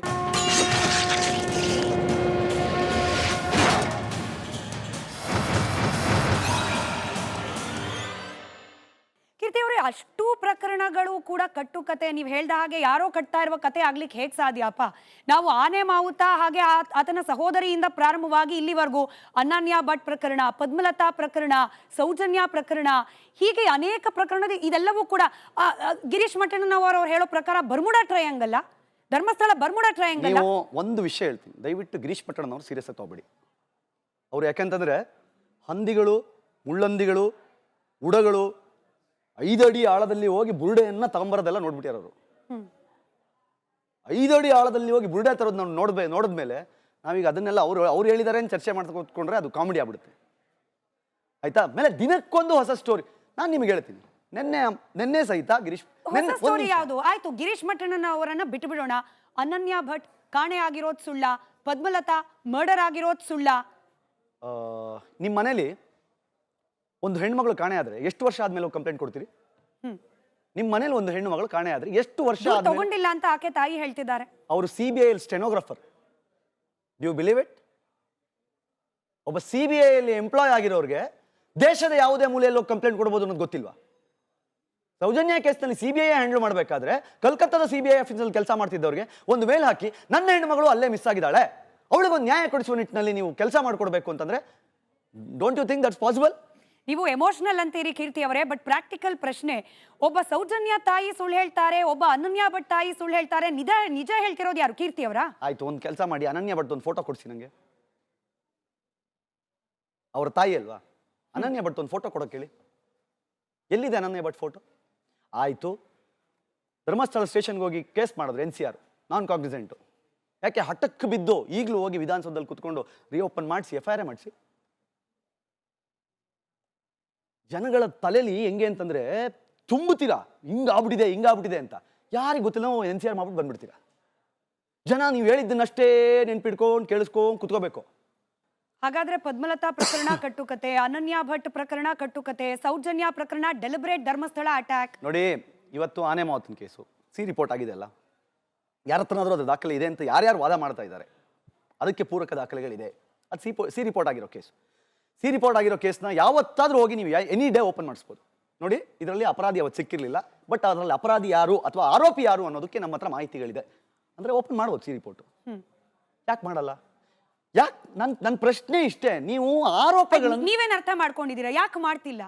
ಕಾನೂನಾತ್ಮಕವಾಗಿ ಹೋರಾಟ ಮಾಡ್ಲಿಕ್ಕೆ ಅವಕಾಶ ಇದ್ರೂ ಕೂಡ ಯಾಕೆ ಮಾಡ್ತಿಲ್ಲ ನಿಮ್ ಪ್ರಕಾರ? ನಾನೊಂದು ವಿಷಯ ಹೇಳ್ತೀನಿ, ನಾನು ಯಾವಾಗ್ಲೂ ಹೇಳ್ತೀನಿ, ಈ ಸೌಜನ್ಯ ಕೇಸ್ನ ಇವರು ಕಾವೇರಿ ಹೋರಾಟ ತರ ನೋಡ್ತಾರೆ. ಕರ್ನಾಟಕ, ತಮಿಳುನಾಡು ಎರಡೂ ಸರ್ಕಾರಗಳು ಕೂತು ಮಾತಾಡಿದ್ರೆ 1,500 ಕೋಟಿ 2,000 ಕೋಟಿ ಎರಡೂ ಗೌರ್ಮೆಂಟ್ಗಳು ಪ್ಲಾನ್ ಮಾಡ್ಬಿಟ್ರೆ ಅಥವಾ ಸೆಂಟ್ರಲ್ಗೆ ಹೇಳ್ಬಿಟ್ಟು ಮಾಡಿಸ್ಬಿಟ್ರೆ ಒಂದು ಪರಿಹಾರ ಇದೆ. ಅದಕ್ಕೆ ಒಂದು ಶಾಶ್ವತವಾಗಿ ಕಾವೇರಿ ವಿಚಾರದಲ್ಲಿ ಗಲಾಟೆ ಆಗಲ್ಲಪ್ಪ ಕರ್ನಾಟಕಕ್ಕೂ ತಮಿಳುನಾಡಿಗೂ ಅಂತ. ಬಟ್ ಬೇಡ ಅದು. ಯಾಕೆಂತಂದ್ರೆ ಹಳೆ ಮೈಸೂರು ಪ್ರಾಂತದಲ್ಲಿ ಎಲೆಕ್ಷನ್ ನಡಿಬೇಕು ಅಂತಂದ್ರೆ ಕಾವೇರಿ ಗಲಾಟೆ ಆಕ್ಟಿವ್ ಆಗಿರಬೇಕು.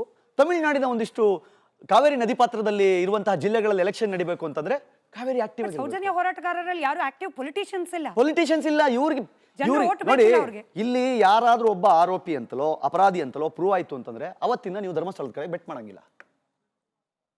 ನೀವು ಪರಿಹರಿಸಲಾಗದ ಕೇಸ್ಗಳನ್ನೇ ತರ್ತೀರಾ. ಅಂದ್ರೆ ಇದಕ್ಕೇನು ಮಾಡಕ್ಕಾಗಲ್ಲ ಗುರು. ಇದು ಕ್ರಿಮಿನಲ್ ಕೇಸ್ ಫೈಲ್ ಮಾಡಕ್ ಆಗಲ್ಲ. ಬಟ್ ನಾವೇನ್ ಮಾಡ್ತೀವಿ, ಒಂದು ಕತೆ ಕಟ್ತೀವಿ. ಇದು 20 ವರ್ಷದ ಕೆಳಗಾಗಿತ್ತು, 23 ವರ್ಷದ ಕೆಳಗಾಗಿತ್ತು. ಅದಕ್ಕೊಂದು ವಿಡಿಯೋ ಮಾಡ್ತೀವೋ ಅಥವಾ ಅದಕ್ಕೊಂದು ಜನ ನಂಬಿಸ್ತೀವೋ, ಏನೋ ಒಂದು ಮಾಡ್ತೀವಿ ನಾವು. ಬಟ್ ಅದಕ್ಕೆ ಪರಿಹಾರ ಏನು? ಅದಕ್ಕೆ ಡಿಪಾರ್ಟ್ಮೆಂಟಲ್ಲೂ ಪರಿಹಾರ ಇಲ್ಲ, ಇನ್ವೆಸ್ಟಿಗೇಷನ್ ಪ್ರೋಸೆಸ್ ಸಾಧ್ಯ ಇಲ್ಲ. ಯಾಕಂದ್ರೆ ಅದು ಸಾಕ್ಷಿಗಳು ಇವತ್ತು ಯಾವುದೂ ಇಲ್ಲ. ಬಟ್ ಹೇಳ್ತೀವಿ ನಾವು, ಹೆಂಗಾಗುತ್ತೆ? ಕಿರಿಕಿರ್ತಿ ಸರ್, ನೀವು ಹೇಳ್ತೀರಾ ನಾನು ಸೌಜನ್ಯ ಪರ ಹೋರಾಟ ಕೂಡ ಹೌದು, at the same time Dharmasthala ಪರ ಹೋರಾಟಗಾರ ಕೂಡ ಹೌದು ಅಂತೇಳಿ. ಬಟ್ ಎಲ್ಲೂ ಕೂಡ ನೀವು ಸೌಜನ್ಯ ಪರ ಹೋರಾಟಗಳಲ್ಲಿ ಕಾಣಿಸ್ಕೊಂಡಿದ್ದು ನಾನು ನೋಡಲಿಲ್ಲ. ಮತ್ತೆ ಈಗ ಇರುವ ನಿಮ್ಮ ಧ್ವನಿ ಸೌಜನ್ಯ ಪರ ಯಾಕಿರಲಿಲ್ಲ? ಅಷ್ಟು ಗಟ್ಟಿಯಾಗಿರ್ಲಿಲ್ಲ ಯಾಕದು? ನಾನೊಂದು ವಿಷಯ ಹೇಳ್ತೀನಿ. 2000 ಈ ತರ ಇದ್ದಾಗ ನಂಗೆ ಅನುಮಾನ ಮೂಡುತ್ತೆ ಮಾತಿನ ಮೇಲೆ. ಸರಿಯಾದ ಪ್ರಶ್ನೆ ಸರ್. 2012ರಲ್ಲಿ ಈ ಕೇಸ್ ಆದಾಗ ನಾನೊಂದು ಕರ್ನಾಟಕದ ಪ್ರತಿಷ್ಠಿತ ಮಾಧ್ಯಮದಲ್ಲಿ ಕೆಲಸ ಮಾಡ್ತಾ ಇದ್ದೆ ಆಸ್ ಎ ಜರ್ನಲಿಸ್ಟ್. ಆದರೆ ನಾನೊಂದು ಕ್ರೈಮ್ ಡಿಪಾರ್ಟ್ಮೆಂಟಲ್ಲಾಗಲಿ ಡಿಸ್ಟ್ರಿಕ್ಟ್ ರಿಪೋರ್ಟರ್ ಆಗಿಯೋ ಇರಲಿಲ್ಲ. ನಾನೊಂದು ಸಿನಿಮಾ ಬ್ಯೂರೋದ ಚೀಫ್ ಆಗಿ ಒಂದು ಡಿಪಾರ್ಟ್ಮೆಂಟಲ್ಲಿ ಕೆಲಸ ಮಾಡ್ತಾ ಇದ್ದೆ. ಆ ಡಿಪಾರ್ಟ್ಮೆಂಟಲ್ಲಿ ಕೆಲಸ ಮಾಡಬೇಕಾದ್ರೆ ಅದು ನನ್ನ ಕೆಲಸ ಅಲ್ಲ, ಯಾಕಂದರೆ ಇದು ನನಗೆ ಬರಲ್ಲ. ಅವತ್ತಿನ ದಿನ ಯಾರು ಕ್ರೈಮ್ ಹ್ಯಾಂಡಲ್ ಮಾಡ್ತಿದ್ರು ಅವ್ರಿಗೆ ಕೆಲಸವನ್ನೆಲ್ಲ ಮಾಡಿದ್ರು. ಅದಾದಮೇಲೆ ಏನಾಯಿತು, ಅಂಡರ್ ಟ್ರಯಲ್ಗೋಯ್ತು ಕೇಸ್. ಅಂಡರ್ ಟ್ರಯಲಲ್ಲಿ ನಾನು ಏನು ಮಾತಾಡಿದ್ರು ಏನು ಹೇಳಿದ್ರು, ಈಗ ಫಾರ್ ಎಕ್ಸಾಂಪಲ್ ಯಾರು ಹೋರಾಟಗಾರರು ಅಂತ ಕರ್ಸ್ಕೊತಿದಾರಲ್ಲ, ಅವರು ಟ್ರಯಲ್ ಮುಗಿಯೋ ತನಕ ಯಾರೂ ಮಾತಾಡಿಲ್ಲ.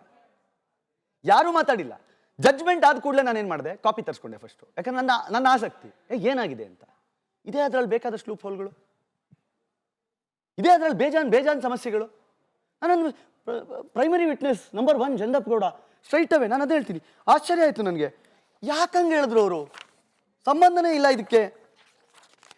Above all, the prominent witness, including the father of the girl, have stated that the accused was not involved and they suspected some others.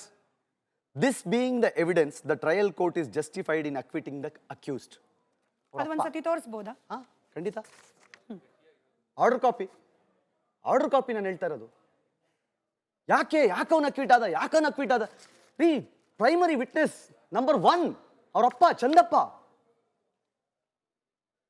ಯಾಕಾಯ್ತು ಅಂತಂದ್ರೆ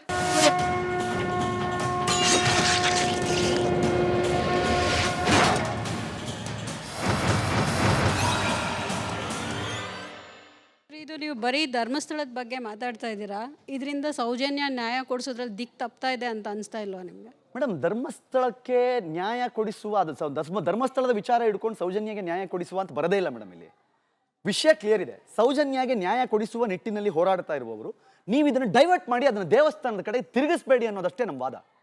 ಅದನ್ನು ನೀವೇನು ಮಾಡ್ತಾ ಇದ್ದೀರಿ, ಸೌಜನ್ಯನ ಶೋಲ್ಡರ್ ಮೇಲೆ ಗನ್ನಿಟ್ಟು ಸ್ಟ್ರೈಟ್ ಅವೇ ಧರ್ಮಸ್ಥಳದ ಕಾವಂದರ ಮೇಲೆ, ಮಂಜುನಾಥ ಸ್ವಾಮಿಯ ಮೇಲೆ ನೀವು ಬುಲೆಟ್ ಇಡ್ತಾ ಇದ್ದೀರಿ. ಕೀರ್ತಿಯವರ ರಾಜಶೇಖರ್ ಅಂತ. ಈಗ ಹೆಂಗಾಗಿದೆ ಅಂತಂದರೆ, ಈ ಸೌಜನ್ಯ ಕೇಸ್ ಹೆಂಗಾಗಿದೆ ಅಂದರೆ, ಎಲ್ಲರೂ ಒಂದೇ ಥರ ತಿಳ್ಕೊಂಬಿಟ್ಟಿದ್ದಾರೆ.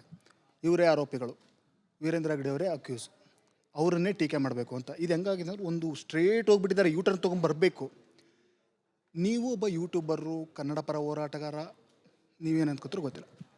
ಈಗ ಅದನ್ನ ವಾಪಸ್ ತೊಗೊಂಬರ್ಬೇಕಾಗಿದೆ ನಾವು. ಅದಕ್ಕೋಸ್ಕರ ಏನು ಮಾಡಬೇಕು, ನೀವ್ಯಾಕೆ ಅದನ್ನು ಆ ಕೆಲಸ ಮಾಡ್ತಾ ಇಲ್ಲ? ನನಗೇನಂತಂದರೆ, ನೀವು ಕಂಟಿನ್ಯೂಸ್ ಆಗಿ ವೀಡಿಯೋ ಮಾಡಿ ನೋಡ್ತಾರೆ, ನಾನು ನೋಡ್ತೀನಿ, ಎಲ್ಲರೂ ನೋಡ್ತಾರೆ. ವಿಡಿಯೋ ಮಾಡೋದ್ರ ಮೂಲಕ ಸಮೀರ್ ಹೆಂಗೆ ದಾರಿ ತಪ್ಪಿಸಿದಾನಲ್ವಾ, ಆ ದಾರಿ ತಪ್ಪಿರೋ ಜನರನ್ನು ಸರಿದಾರಿ ತೊಗೊಂಬರೋ ಕೆಲಸನ ನೀವ್ಯಾಕೆ ಮಾಡ್ತಾ ಇಲ್ಲ?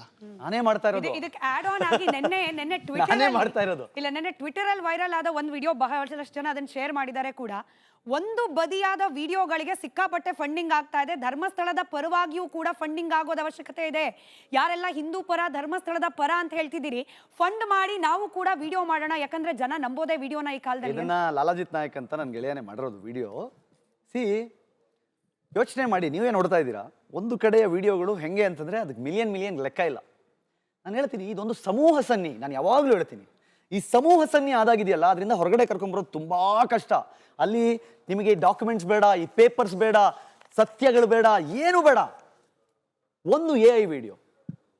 ನಾನು ಹೇಳ್ತೀನಿ, ಆ ವಿಡಿಯೋದಲ್ಲಿ ಒಂದು ಲೈನ್ ಇದೆ, ನಾನು ನಿಮಗೆ ಹೇಳ್ತೀನಿ. ಸ್ನಾನಘಟ್ಟದಲ್ಲಿ ಕೆಲಸ ಮಾಡುತ್ತಿದ್ದ ಭೀಮ ದೇವಸ್ಥಾನದ ಒಳಗೆ ಬಂದಿದ್ದ ಒಂದು ಹುಡುಗಿಯನ್ನು ನೋಡಿದ. ಸ್ನಾನಘಟ್ಟದಲ್ಲಿದ್ದ ಭೀಮ ದೇವಸ್ಥಾನದ ಒಳಗೆ ಬಂದಿದ್ದ ಒಬ್ಬ ಹುಡುಗಿಯನ್ನು ನೋಡಿದ. ಮರುದಿನ ಆಕೆಯ ಶವ ಸ್ನಾನಘಟ್ಟದಲ್ಲಿ ಸಿಕ್ಕಿತು. ಭೀಮ ಮೈಸೂರಿಂದ ಬಂದ ಹುಡುಗಿಯಲ್ಲವೇ ಅಂದು ಹೇಳಿದ. ಹೆಂಗೆ ಸರ್? ಧರ್ಮಸ್ಥಳದಲ್ಲಿ ಒಂದು ಹುಡುಗಿನ ಸ್ನಾನಘಟ್ಟದಲ್ಲಿರೋ ಭೀಮ ನೋಡ್ತಾನೆ.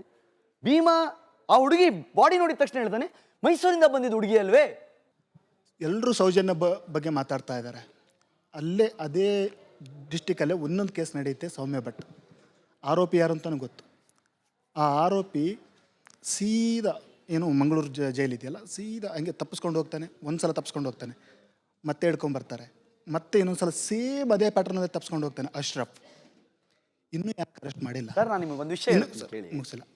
ಸೌಮ್ಯ ಭಟ್ ಸೌಜನ್ಯ ಬಗ್ಗೆ ಮಾತಾಡೋರು ಸೌಮ್ಯ ಭಟ್ ಬಗ್ಗೆ ಯಾಕೆ ಮಾತಾಡ್ತಾ ಇಲ್ಲ? ಒಂದು, ನೀವು ಸೌಜನ್ಯಗೂ ನ್ಯಾಯ ಕೊಡ್ಸೋ ಕೆಲಸ ಮಾಡಿ, ಸೌಮ್ಯ ಭಟ್ಗೂ ನ್ಯಾಯ ಕೊಡ್ಸೋ ಕೆಲಸ ಮಾಡಿ. ಅವಳು ಹೆಣ್ಣೆ, ಅವ್ರ ಫ್ಯಾಮಿಲಿ ಇವತ್ತಿಗೂ ಕಣ್ಣೀರು ಆಗ್ತಾ ಇದೆ, ನಾನು ನೋಡಿದ್ದೀನಿ. ನೋಡಿ, ಸೌಮ್ಯ ಭಟ್ ವಿಚಾರ ಇರ್ಬೋದು, ಅಥವಾ ಹುಬ್ಬಳ್ಳಿಯ ನೇಹಾ ಪಾಟೀಲ್ ವಿಷಯ ಆಗಿರ್ಬೋದು, ನಾವು ಗಟ್ಟಿಯಾಗಿ ಕೇಳಿದೀವಿ ಸರ್.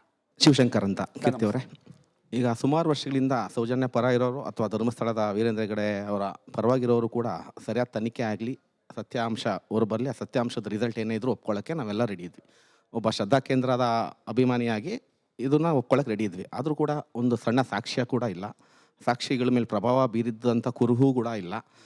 ಇದೆಲ್ಲ ಇದ್ದರೂ ಕೂಡ ನಾವು ಏನು ಪರವಾಗಿರೋರು ಕೂಡ ಯಾವುದೇ ರೀತಿಯಾದಂಥ ಷಡ್ಯಂತ್ರ ಕೂಡ ಮಾಡಲಿಲ್ಲ. ಆದರೆ ಈ ಶ್ರದ್ಧಾ ಕೇಂದ್ರ ಮೇಲೆ ದಾಳಿ ಮಾಡೋರು ಅನೇಕ ವಿದ್ರೋಹ ಶಕ್ತಿಗಳ ಜೊತೆ ಸೇರಿಕೊಂಡು ನಮ್ಮ ಶ್ರದ್ಧಾ ಕೇಂದ್ರ ಈಶಾ ಆಯಿತು, ಶಬರಿಮಲೆ ಆಯಿತು, ಈಗ ಧರ್ಮಸ್ಥಳ, ಖಂಡಿತವಾಗೂ ಈ ಸನಾತನಿಗಳು ವಿದ್ರೋಹ ಅಂದ್ರೆ ಯಾವ ಸಂಘಟನೆ ಜೊತೆ ಸೇರಿದ್ದಾರೆ ಅಂತ ನಿಮ್ಮ ಆರೋಪ? STP ನೇರವಾಗಿ ಆರೋಪ ಮಾಡ್ತಾ ಇದ್ದಾರೆ. ನಾನು ಕೀರ್ತಿ ಅವರಿಗೆ ಇದಕ್ಕೆ ಇದೇ ಪ್ರಶ್ನೆ ಕಂಟಿನ್ಯೂ ಮಾಡಿ ಕೇಳ್ತೀನಿ. ಈಗ ಧರ್ಮಸ್ಥಳದ ಪರವಾಗಿ ನಿಲ್ಲುವವರಿಗೆ VHP ಧ್ವನಿ ಆಗಬಹುದು, BJP ಧ್ವನಿ ಆಗಬಹುದು.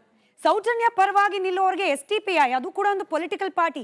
PFIಗೆ STPIಗೆ ವ್ಯತ್ಯಾಸ ಇದೆ. ಬ್ಯಾನ್ ಆಗಿರೋದು PFI. STPI ಬೆಂಬಲವಾಗಿ ನಿಂತ್ರೆ ತಪ್ಪೇನು ಅಂತ.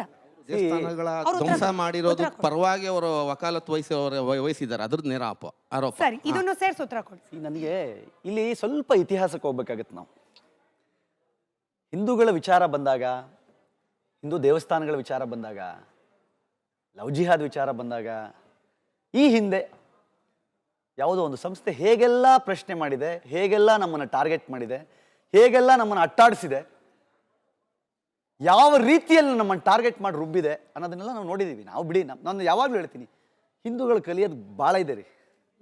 ಹಿಂದೂಗಳು ಕಲಿಯೋದು ಬಹಳ ಇದೆ. ನಾನ್ ಕೇಳ್ತಿರೋದು ಈಗ ಭೀಮಾನೋ ಅಥವಾ ಮುಸ್ಕುದಾರಿನೋ ಮಟ್ಟಣ್ಣನವರು ತಿಮ್ಮರೋಡಿ ಅವರೆಲ್ಲ ಒಟ್ಟಿಗೆ ಕೂತು ಅವರ ಬಳಿ ಇರುವ ಸಾಕ್ಷಿಯನ್ನ SIT ತನಕ ತಲುಪಿಸಬೇಕು ಅನ್ನೋ ಪ್ರಯತ್ನ ಮಾಡಿದ್ರೆ ತಪ್ಪಾ?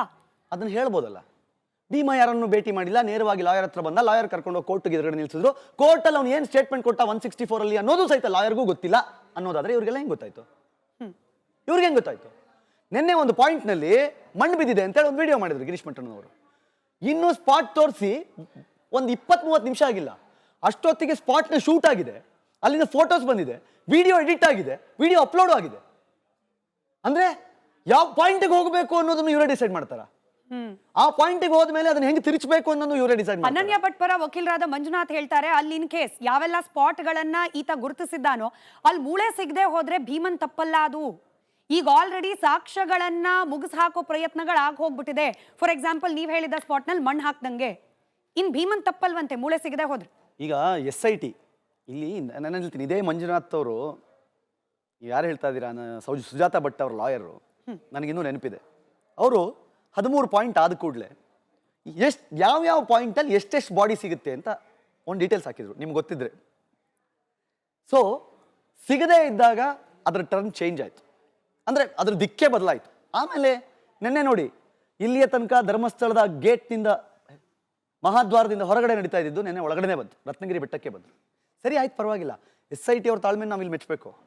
ಒಬ್ಬ ಮನುಷ್ಯ ಮುಸುಕುದಾರಿ ಅಂತ ಕರೆಸ್ಕೊಂಡು ಬಂದವನು ಪ್ರತಿದಿನ ಇಲ್ಲಾಗಿರಿ ತೆಗಿರಿ, ಇಲ್ವಾ ಹಂಗಾರೆ ಅಲ್ಲಾಗಿರಿ ಅಂದ್ರೆ ನೀವು ಹೇಳಿದಷ್ಟು ಸಿಗದೆ ಹೋದ್ರು ಕನಿಷ್ಠ ನೀವು ಹೇಳಿದ 10% ಸಿಕ್ಕಿದ್ರೆ.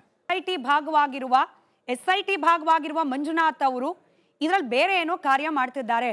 ಎಲ್ಲೆಲ್ಲಿ ಭೀಮಾ ಜಾಗ ತೋರಿಸಿದ್ನೋ ಆ ಜಾಗದಲ್ಲಿದ್ದ ಮೂಳೆಗಳನ್ನ ಆತನೇ SIT ಅಧಿಕಾರಿಗಳೇ ತೆಗೆದು ಹಾಕಿರಬಹುದು. ಅವ್ರು ಹೇಳಿದ ಮಾತನ್ನ ಪ್ರಶ್ನೆ ಕೇಳ್ತಿದ್ದೀನಿ ನಿಮ್ಮ ಮುಂದೆ. ಈ ಒಂದು ಏನ್ ಗೊತ್ತಾ, ನಾನು ಅದೇ ಹೇಳ್ತೀನಿ. ನಾನೀಗ ಹಂದಿ ಮತ್ತೆ ಉಡಾ ಹೋಗಿ 5 ಅಡಿ ನುಗ್ತು ಅನ್ನೋರ ಹತ್ರ ಈಗ ನಾವೇನು ಒಂದು ಮಣ್ಣು ಹೊರಗಡೆ ತೆಗೆದ್ರೆ, ನೀವೇ ನೋಡಿದ್ದೀರಾ, ಹುಲ್ಲುಗಳಿದ್ದ ಪ್ರದೇಶವನ್ನು ನಾನು ತೋರಿಸ್ತಾನೆ, ಹುಲ್ಲು ಬೆಳೆದಿರುತ್ತೆ, ಎಲ್ಲ ತೆಗೆದು ಬಿಟ್ಟಿದ್ರೆ ಅಲ್ಲಿ ಆಲ್ರೆಡಿ ಡಿಗ್ ಆಗಿರೋ ಪ್ಲೇಸ್ ಅಂತ ಗೊತ್ತಾಗಲ್ವಾ? ಅದಕ್ಕೆ ಹಿಟಾಚಿ ಹಾಕಬೇಕು, 20 ಜನ ಹಾಕಬೇಕು. ನಾನು ಮತ್ತೆ ಇವತ್ತಿಗೂ ನನಗೆ ಆಶ್ಚರ್ಯ. ಈಗ ಬ್ರದರ್ ಹೇಳ್ತಾ ಇದ್ರು 400 ಮೀಟ್ರ್ ಅಲ್ಲಿಂದ ಎಳ್ಕೊಂಡು ಹೋಗಕ್ಕೆ ಸಾಧ್ಯನಾ ಅಂತ ಕೇಳ್ತಾ ಇದ್ರು.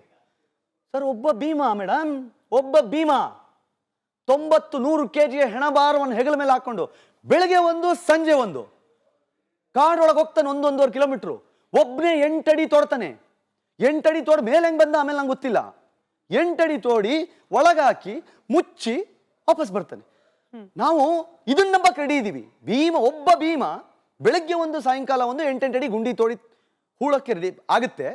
ಆದರೆ ಒಬ್ಬ ಸಂತೋಷ್ ರಾವ್ ಮೇಲೆ ಆರೋಪ ಬಂದಾಗ ಅದು ಒಬ್ಬನಿಂದ ಮಾಡೋಕ್ಕೆ ಸಾಧ್ಯ ಇಲ್ಲ, ಅದು 4 ಜನ ಮಾಡಿರ್ತಾರೆ. ಈ ಕೇಸ್ ಬಗ್ಗೆ ಮೀಡಿಯಾದಕ್ಕಿಂತ ಸೋಷಿಯಲ್ ಮೀಡಿಯಾದಲ್ಲಿ ಹೆಚ್ಚು ಚರ್ಚೆ ಆಗ್ತಾ ಇದೆ. ಅವ್ರು ಹೇಳ್ತಾರೆ ನಮಗೆ ಸಿಕ್ಕಿದೆ, ನಮಗೆ ಗೊತ್ತಿದೆ, SIT ಮೂಲ ನಮಗೆ ಗೊತ್ತು, ಅವ್ರು ಹೇಳಿದ್ರು ಇವ್ರು ಹೇಳಿದ್ರು, ಇಷ್ಟು ಸಿಕ್ತು ಅಷ್ಟು ಸಿಕ್ತು ಅಂತಾರೆ. ನೀವು ನನಗೆ ಗೊತ್ತಿಲ್ಲ, ಏನು ನಮಗೆ ಗೊತ್ತಿಲ್ಲ, ಏನು ಗೊತ್ತಿಲ್ಲ ಅಂತ ನೀವು ಯಾಕೆ ಪಬ್ಲಿಸಿಟಿಗೆ ಈ ಥರ ಮಾಡ್ತಾ ಇರೋದು? ಹಂಗಿದ್ರೆ ನೀವಿಬ್ರು ಅಲ್ಲ ರೀ, ಈಗ ಪ್ರತಿದಿನ ಸಾಯಂಕಾಲ 7-7:30 ಆಗಂಗಿಲ್ಲ, ಕ್ಯಾಮ್ರಾ ಆನ್ ಮಾಡ್ಕೊಳ್ಳೋದು. SIT ಮೂಲಗಳಿಂದ ಬಂದ ಮಾಹಿತಿಯ ಪ್ರಕಾರ ಇವತ್ತು 7 ಶವಗಳು ಸಿಕ್ಕಿದೆ, ಅದರಲ್ಲಿ ಒಂದು ಕೆಂಪು ಸೀರೆ ಸಿಕ್ಕಿದೆ, ಹಳದಿ ಜಾಕೆಟ್ ಸಿಕ್ಕಿದೆ.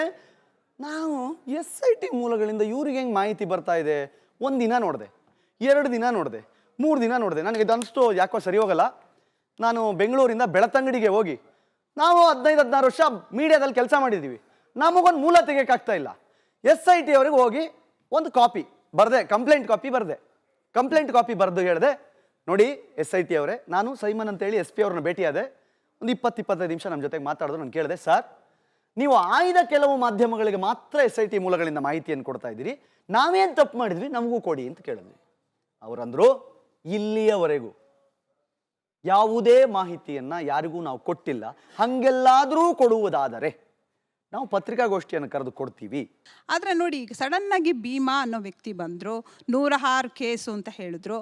106 ಕೇಸ್ ಆದಾಗ ಅದು ಮಿಸ್ಸಿಂಗ್ ಕೇಸು ಅಟ್ಲೀಸ್ಟ್ 20 ಆದರೂ ಇರಬೇಕಲ್ವಾ? ಯಾಕೆ ಕೊಡ್ತಾ ಇಲ್ಲ? ಅದೊಂದಿದೆ ಕ್ವಶನ್ ನನಗೆ. ಪ್ರತಿ ಹಂತದಲ್ಲೂ ಇಲ್ಲಿ ಓವರ್ ಆಲ್ ಟಾರ್ಗೆಟ್ ನಮ್ಮ ಪುಣ್ಯಕ್ಷೇತ್ರ ಅನ್ನೋದು ಗೊತ್ತಾಗ್ತಾ ಇದೆ. ಇಲ್ಲ, SIT ರಚನೆ ಆದಮೇಲೆ ಈ ಹೋರಾಟಗಾರರ ಮೊಬೈಲ್ಗೆನೆ ಸಿಕ್ಕಾಪಟ್ಟೆ ಕಾಲ್ಗಳು ಬರ್ತಿದೆಯಂತೆ. ನಮ್ಮನೇಲೂ ಒಂದು ಪ್ರಕರಣ ಇದೆ ಅಂತ ಹೇಳಿ. ಬಹುಶಃ ಕೀರ್ತಿ ಅವ್ರ ಗಮನಕ್ಕೂ ಬಂದಿರುತ್ತೆ. ಗಮನ ಅಲ್ಲ, ನಾನು ವಿಡಿಯೋ ಮಾಡಿ ಹೇಳಿದೆ, 24 ಗಂಟೆಗಳ ಸಮಯ ಕೊಡ್ತೀನಿ ನಿಮಗೆ ನಾನು ಹೇಳ್ತೆ SIT ನಂಬರ್ ಕೊಟ್ಟಿದ್ದಾರೆ, SIT ವಾಟ್ಸಪ್ ನಂಬರ್ ಕೊಟ್ಟಿದ್ದಾರೆ, ಇಮೇಲ್ ID ಕೊಟ್ಟಿದ್ದಾರೆ, ಫೋನ್ ನಂಬರ್ ಕೊಟ್ಟಿದ್ದಾರೆ. ಅವ್ರಿಗೆ ಮಾಡ್ತಿಲ್ವಂತೆ, ಇವ್ರಿಗೆ ಫೋನ್ ಮಾಡಿ ನಮ್ಮ ಮನೆ ಹೆಣ್ಮಗಳು ಮಿಸ್ ಆಗಿದ್ದಾರೆ, ನಮ್ಮ ಸಂಬಂಧಿಕರು ಮಿಸ್ ಆಗಿದ್ದಾರೆ ಅಂತ ಹೇಳ್ತಿದಾರಂತೆ. ನಾನು ಕೇಳಿದೆ, ಈಗಲಾದರೂ ಸತ್ಯ ಹೇಳಿ, ಕನಿಷ್ಠ ಯಾವ ಮನೆಯ ಹೆಣ್ಮಗಳು ಅವಳ ಗುರುತು ಅಲ್ದಿದ್ರು ಪರವಾಗಿಲ್ಲ, ಅವ್ರ ಫೋನ್ ನಂಬರ್ ಕೊಡ್ದಿದ್ರು ಪರವಾಗಿಲ್ಲ, ನಿಜವಾಗಿಯೂ ನಿಮ್ಮ ಹತ್ರ ಇದ್ರೆ 24 ಗಂಟೆ ಒಳಗೆ ಕೊಡಿ. SIT ಮೇಲೆ ನಂಬಿಕೆ ಹೊಟ್ಟೋಗ್ಬಿಟ್ಟಿದೆಯಂತಲ್ಲ. SIT ಯಲ್ಲಿರುವ ಸೆಕೆಂಡ್ ಹಾಗೆ ಥರ್ಡ್ ಲೆವೆಲ್ ಅಧಿಕಾರಿಗಳಲ್ಲಿ ಕೆಟ್ಟ ಹುಳುಗಳು ಸೇರ್ಕೊಂಡ್ಬಿಟ್ಟಿದೆಯಂತೆ ತಿಮ್ರೋಡಿ ಅವ್ರ ಪ್ರಕಾರ. ಹೀಗಾಗಿ ಒಬ್ಬ ನಿವೃತ್ತ ನ್ಯಾಯಮೂರ್ತಿಗಳ ಸಮ್ಮುಖದಲ್ಲಿ ಇನ್ಮೇಲೆ ತನಿಖೆ ಆಗ್ಬೇಕಂತೆ. ನೋಡಿ, ಮೊನ್ನೆ ಕೊಟ್ಟಿರೋ ಸ್ಟೇಟ್ಮೆಂಟ್ ಇದು. ಪೊಲೀಸ್ ಆಯ್ತು, CID ಆಯ್ತು, CBI ಆಯ್ತು, ಈಗ ಒಬ್ಬ ಭೀಮಾ ಬಂದ, SIT ಆಯ್ತು. ಹೆಂಗಾಯ್ತು SIT? ನಿಮಗೆ ಯಾರು ಆಫೀಸರ್ಸ್ ಬೇಕು ಹೇಳಿ, ನೀವೇ ಕೇಳಿದ್ರಿ, ಸರ್ಕಾರ ಅದನ್ನೇ ಕೊಡ್ತು, ರಚನೆ ಆಗಿದೆ, ಕೆಲಸ ನಡೀತಾ ಇದೆ. ಆಗಬೇಕಾಗಿದ್ದೇನು? ಇವನು ತೋರಿಸಿದ ಜಾಗಗಳಲ್ಲಿ ಸಿಗ್ಬೇಕಾಗಿತ್ತು ಅಸ್ಥಿಪಂಜರ. ಎಲ್ಲಿ 13 ಪಾಯಿಂಟ್? ಯಾಕೆ ಇಲ್ಲ, ಬಂಗ್ಲೆಗುಡ್ಡೆ ಹಾಗೆ ರತ್ನಗಿರಿಯನ್ನ ಸರಿಯಾಗಿ ಬಗ್ಗದ್ರೆ ರಾಶಿ ಏನೇಳಿ ಮೂಟೆ ಮೂಳೆ ಸಿಗತ್ತೆ ಅಂತ ಹೇಳಿ ತಿಮ್ರೋಡಿ ಅವರು ಹೇಳ್ತಿದ್ದಾರೆ. 267 UDR ಕೇಸಸ್ ಫ್ರಮ್ 1988ರಿಂದ 2025ರವರೆಗೆ. ಆದರೆ ಇತ್ತೀಚಿನ ದಿನಗಳಲ್ಲಿ ಅನಾಥ ಶವಗಳು ಕಮ್ಮಿ. ಯಾಕಂತಂದ್ರೆ ಇವಾಗ ಮೊಬೈಲ್ ಇದೆ, ಆಧಾರ್ ಕಾರ್ಡ್ಗಳಿದೆ, ಟ್ರ್ಯಾಕಿಂಗ್ ಈಸಿ ಆಗಿರೋದ್ರಿಂದ ಇತ್ತೀಚಿನ ದಿನಗಳಲ್ಲಿ ಅದ್ರ ಪ್ರಮಾಣ ಕಮ್ಮಿ ಆಗಿದೆ ಅಷ್ಟೇ. ಬಿಟ್ರೆ ಅದನ್ನೇ ನಾನು ಹೇಳ್ತಾ ಅಂದ್ರೆ ಗ್ರಾಮ ಪಂಚಾಯತಿ ಕಡೆಯಿಂದ ಅಧಿಕೃತವಾಗಿ ಹೂಳಲಾಗಿದ್ದ ಗ್ರಾಮ ಪಂಚಾಯತಿ ಸದಸ್ಯರೇ ಹೇಳಿದ್ದ ಶವಗಳ ಮೂಳೆ ಕೂಡ ಸಿಗ್ಲಿಲ್ವಲ್ಲ, ಅದೆಲ್ಲೋಯ್ತು ಅಂತ ಪ್ರಶ್ನೆ. ಈಗ ನನಗೆ ಬರ್ತಿರೋ ಪ್ರಶ್ನೆ, ಭೀಮನ ಫೋಟೋಗ್ರಾಫಿಕ್ ಮೆಮೊರಿ ಎಲ್ಲೋಯ್ತು ಅಂತ. ಲೀಗಲ್ ಆಗಿ ಊತಿರೋದನ್ನು ತೋರ್ಸೋದು ಕಷ್ಟ ಆಗ್ತಾ ಇದೆಯಲ್ಲ. ಧರ್ಮಸ್ಥಳದಲ್ಲಿ ಸೌಜನ್ಯಗೆ ನ್ಯಾಯ ಕೊಡಿಸೋ ಬದಲು ಸೌಜನ್ಯನ ಹೆಸರು ಹೇಳ್ಕೊಂಡು ಧರ್ಮಸ್ಥಳ ಶ್ರೀ ಕ್ಷೇತ್ರ ಧರ್ಮಸ್ಥಳಕ್ಕೆ ಅಪಪ್ರಚಾರ ಮಾಡೋಕ್ಕೆ ಟಾರ್ಗೆಟ್ ಆಗ್ತಾ ಇದೆಯಾ ಧರ್ಮಸ್ಥಳ? 100%. ಅದನ್ನೇ ತಾನೇ ಇಲ್ಲಿ ತನಕ ಚರ್ಚೆ ಮಾಡ್ತಾ ಇದ್ದೀವಿ. ಸಿಂಪಲ್, ಧರ್ಮಸ್ಥಳವನ್ನು ಟಾರ್ಗೆಟ್ ಮಾಡಿ ನೋಡಿ. ಮೊದಲ ವಿಡಿಯೋದಲ್ಲಿ ನನಗಿದ್ದ ಅಬ್ಜೆಕ್ಷನ್ ಒಂದೇ, ನಾನು ಅಲ್ಲಿ ಸೌಜನ್ಯ ವಿಚಾರವಾಗಿ ಸೌಜನ್ಯ ನ್ಯಾಯ ಕೊಡಿಸೋ ವಿಚಾರದಲ್ಲಿ ನಾನು ಸುಪ್ರೀಂ ಕೋರ್ಟಿಗೆ ಬರ್ತೀನಿ ಹಿಂದೆ. ಬಟ್ ನನ್ನೊಂದು ಅಬ್ಜೆಕ್ಷನ್ ಇತ್ತು ಅದರಲ್ಲಿ, ಅದನ್ನ ಸರ್ಕಾರಕ್ಕೆ ವಹಿಸಬೇಕು ಅನ್ನುವಂಥ ಒಂದು ಸ್ಟೇಟ್ಮೆಂಟ್ ಬಂದಿತ್ತು ಅದರಲ್ಲಿ ಫಸ್ಟ್ ವಿಡಿಯೋದಲ್ಲಿ. ಅವಾಗ ನಾನು ಎತ್ತಿದೆ, ವೈ ಯು ವಾಂಟ್ ದಿಸ್? ನಿನಗೆ ಯಾಕೆ ಬೇಕದು? ನಿನಗೆ ಯಾಕೆ ಬೇಕು ಗುರು? ಅದನ್ನ ನಾವು ನೋಡ್ಕೋತೀವಿ, ನೀನು ಮಾತಾಡಬೇಡ ಅದನ್ನ ಅಂತ. ಸರ್ಕಾರಕ್ಕೆ ಹಂಗೆ ವಹಿಸ್ಬೇಕು ಅಂತಿದ್ರೆ ಇದೆ ಬೇರೆ ಶ್ರದ್ಧಾ ಕೇಂದ್ರಗಳನ್ನು. ಈಗ ನಾವು ಮಂಗಳ ಗ್ರಹಕ್ಕೆ ಹೋಗುವಂಥದ್ದು, ಚಂದ್ರಗ್ರಹಕ್ಕೆ ಹೋಗುವಂಥ ತಂತ್ರಜ್ಞಾನ ಇರುವಾಗ ತಂತ್ರಜ್ಞಾನ ಯಾಕೆ ಬೆಳೆಸಿ ಇದಕ್ಕೆ ನಾವೊಂದು ಅಂತಿಮ ತೀರ್ಪನ್ನ ಕೊಡಬಾರ್ದು ಅಂತ? ಸರ್, ಇವಾಗ ಇದು ಹೆಂಗಾಗಿದೆ ಗೊತ್ತಾ? ಇದಾದ್ಮೇಲೆ ಇದು, ಇದಾದ್ಮೇಲೆ ಇದು, ಇದಾದ್ಮೇಲೆ ಇದು. ಸರ್, ಇಷ್ಟೆಲ್ಲ ಇತ್ತಲ್ಲ ನಿಮ್ಮ ಹತ್ರ. ಭೀಮಾ ಬಂದು ಕೂಡಲೇ ಸರ್ ಇಮಿಡಿಯೇಟ್ಲಾಗಿ ನಮ್ಗೆ ಇದಕ್ಕೆ GPR ಬೇಕು. ಅವನ ಫೋಟೋಗ್ರಾಫಿಕ್ ಮೆಮೊರಿಯನ್ನು ಹೊಗಳುವ ಬದಲು, ಪತ್ರಿಕಾ ಪ್ರಕಟಣೆಗಳಲ್ಲಿ ಇಷ್ಟು ಸಿಗುತ್ತೆ ಅಷ್ಟು ಸಿಗುತ್ತೆ ಅಂತ ಹೇಳೋ ಬದಲು ಸ್ಟ್ರೈಟ್ ಅವೇ GPR ಕೊಡಿ, GPR ಅಲ್ಲಿ ಸರ್ಚ್ ಮಾಡಿ ಹುಡುಕ್ತೀವಿ ಅಂತ. 16 ಪಾಯಿಂಟ್ ಆದ್ಮೇಲೆ ಹೇಳ್ಬೇಕಾ ನೀವು GPR ಬೇಕು? ಅಲ್ಲ, ಅದು ಯಾವ ತನಿಖೆ ಮಾಡುವಂತ ಪೊಲೀಸ್ ಅವ್ರ ಎವಿಡೆನ್ಸ್ ಇಕ್ಕೋಬೇಕಲ್ಲ, ಅದನ್ನ ನಾವು ನೋಡಿ ಹಿಂಗ್ ಮಾಡ್ಬೇಕು ಅಂತ. SIT ಕೊಟ್ಟ ಮೇಲೆ ಅವ್ರಿಗೆಲ್ಲ ಅದು ಇನ್ಕ್ಲೂಡಿಂಗ್ ಅಲ್ವಾ ಸರ್? ಅಲ್ಲ ಸರ್, ನೀವೇ ಹೇಳಿದ್ರಿ ಅಂತ.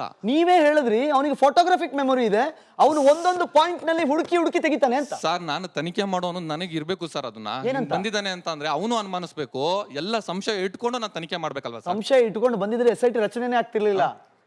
ಅದಕ್ಕೆ ಮುಖ್ಯಮಂತ್ರಿಗಳು ಯಾಕೆ SIT ರಚನೆ ಮಾಡಿದೆ ಅಂದಾಗ ತುಂಬಾ ಸ್ಪಷ್ಟವಾಗಿ ಬರೆದಿದ್ರು. ಒಬ್ಬ ಅನಾಮಿಕ ವ್ಯಕ್ತಿ ತಾನು ಹೀಗೆ ಮಾಡಿದ್ದೇನೆ, ತಾನು ತೋರಿಸಿದ ಜಾಗದಲ್ಲಿ ಅಗದ್ರೆ ಇಲ್ಲಿ ಅಸ್ಥಿಪಂಜರಗಳು ಸಿಗುತ್ತವೆ ಎಂದು ಹೇಳಿದ್ದಾರೆ. ಮತ್ತು ಮಹಿಳಾ ಆಯೋಗದ ನಾಗಲಕ್ಷ್ಮಿ ಅವರು ಪತ್ರ ಬರೆದಿದ್ದಾರೆ, ಈ ಕಾರಣಕ್ಕೋಸ್ಕರ SIT ಅನ್ನು ರಚನೆ ಮಾಡ್ತಿದೀವಿ ಅಂತ. ಒಂದು ಸ್ಟೇಟ್ಮೆಂಟ್ ಇರ್ಬೋದು ಸರ್. ನಾನು ಪೊಲೀಸ್, ನಾನು ಇನ್ವೆಸ್ಟಿಗೇಷನ್ ಕೆಲಸ ಮಾಡ್ಬೇಕು, ನನಗಿರ್ಬೇಕಲ್ಲ ಅಂತ ಹೇಳ್ತೀನಿ. SIT ಅಧಿಕಾರಿಗಳು ಭೀಮನ್ ಹೇಳಿಕೆ ನೀವು ಎಷ್ಟು ಫಾಲೋ ಮಾಡ್ತಿದ್ದೀರೋ ಗೊತ್ತಿಲ್ಲ. ನಮ್ಮ 4 ಜನ ರಿಪೋರ್ಟರ್ಸ್ ಆನ್ ಗ್ರೌಂಡ್ ಇದ್ದಾರೆ. ಆತ ಎಡಕ್ಕಂದ್ರೆ ಎಡಕ್ಕೆ, ಬಲಕ್ಕಂದ್ರೆ ಬಲಕ್ಕೆ, 8 ಅಂದ್ರೆ 8, 4 ಅಂದ್ರೆ 4 ಅಡಿ ತೋಡ್ತಾ ಇರೋದು SIT ಅಧಿಕಾರಿಗಳು. ಭೀಮನನ್ನು ತರಿಸಿದ್ದು ಮಟ್ಟನ್ನಾರ್ ಮತ್ತು ಸಮೀರ್ ಇವರೇ ಅಂತ. ಯಾಕಂತ ಹೇಳಿದ್ರೆ ಇದೊಂದು ಕಾನ್ಸ್ಪಿರೆನ್ಸಿ ಆಗ್ತಾ ಉಂಟು ಇಲ್ಲಿ. ಇದು ಕ್ಲಿಯರ್ ಆಗಿ ಜನರಿಗೆ ಗೊತ್ತಾಗಬೇಕೇನೆಂದರೆ ಇದು ಕ್ಲಾರಿಟಿ. ಇವರು ತಿಮರೋಡಿ ಆಗಿರಲಿ, ಮಟ್ಟನ್ನರ್ ಆಗಿರಲಿ, ಸಮೀರ್ ಆಗಿರಲಿ, ಭೀಮಾ ಹೇಳಿದ್ದು ವಕೀಲರು ಹೇಳ್ತಿದ್ದಾರೆ, ಅವರಿಗೆ ಸಹ ಗೊತ್ತಿಲ್ಲ, ಅವ್ರು ಏನು ಸ್ಟೇಟ್ಮೆಂಟ್ ಕೊಟ್ಟಿದ್ದಾರೆ ಗೊತ್ತಿಲ್ಲ, ಅವರ ವಕೀಲರಿಗೆ ಗೊತ್ತಿಲ್ಲ. ಹಾಗಾದ್ರೆ ಇವರಿಗೆ ಹೇಗೆ ಗೊತ್ತಾಗ್ತಾ ಉಂಟು? ಜನರಿಗೆ ಕ್ಲಾರಿಟಿ. ನಮ್ಮ ಇಂಟರ್ವ್ಯೂ ಅಲ್ಲಿ ಒಪ್ಕೊಂಡಿದ್ದಾರೆ ಸರ್, ಹೌದು ತಪ್ಪೇನು ಅಂತ ಹೇಳಿ ನೇರವಾಗಿ ಪ್ರಶ್ನೆ ಕೇಳಿದ್ದಾರೆ. ಆತ ನಮ್ಮ ಜೊತೆಯಲ್ಲಿ ಸಂಪರ್ಕದಲ್ಲಿದ್ರೆ ತಪ್ಪೇನು ಅಂತ ಪ್ರಶ್ನೆ ಕೇಳಿದ್ದಾರೆ. ಕ್ಲಾರಿಟಿ ಗೊತ್ತಾಗ್ತದೆ. ಯಾಕಂತ ಹೇಳಿದ್ರೆ ಅವ್ರು ಇಲ್ಲಿ ಹೇಳ್ತಿಲ್ಲ, ಇಲ್ಲಿ ಯಾರಿಗೆ ನ್ಯಾಯ ಬೇಕಂತ. ಇವರು ಡೈರೆಕ್ಟ್ ಆಗಿ ಹೇಳ್ತಾ ಇರೋದು ವೀರೇಂದ್ರ ಹೆಗ್ಡೆ ಅವರ ಹೆಸರು, ಹರ್ಷೇಂದ್ರ ಹೆಗ್ಡೆ ಅವರ ಹೆಸರು, ನಿಶ್ಚಲ್ ಜೈನ್ ಅವರ ಹೆಸರು, ಇಂಥವ್ರ ಹೆಸರು ಹೇಳುದು ಪರ್ಟಿಕ್ಯುಲರ್. ಇವರಿಗೆ ಬೇಕಾದದ್ದು ನ್ಯಾಯ ಅಲ್ಲ ಸರ್.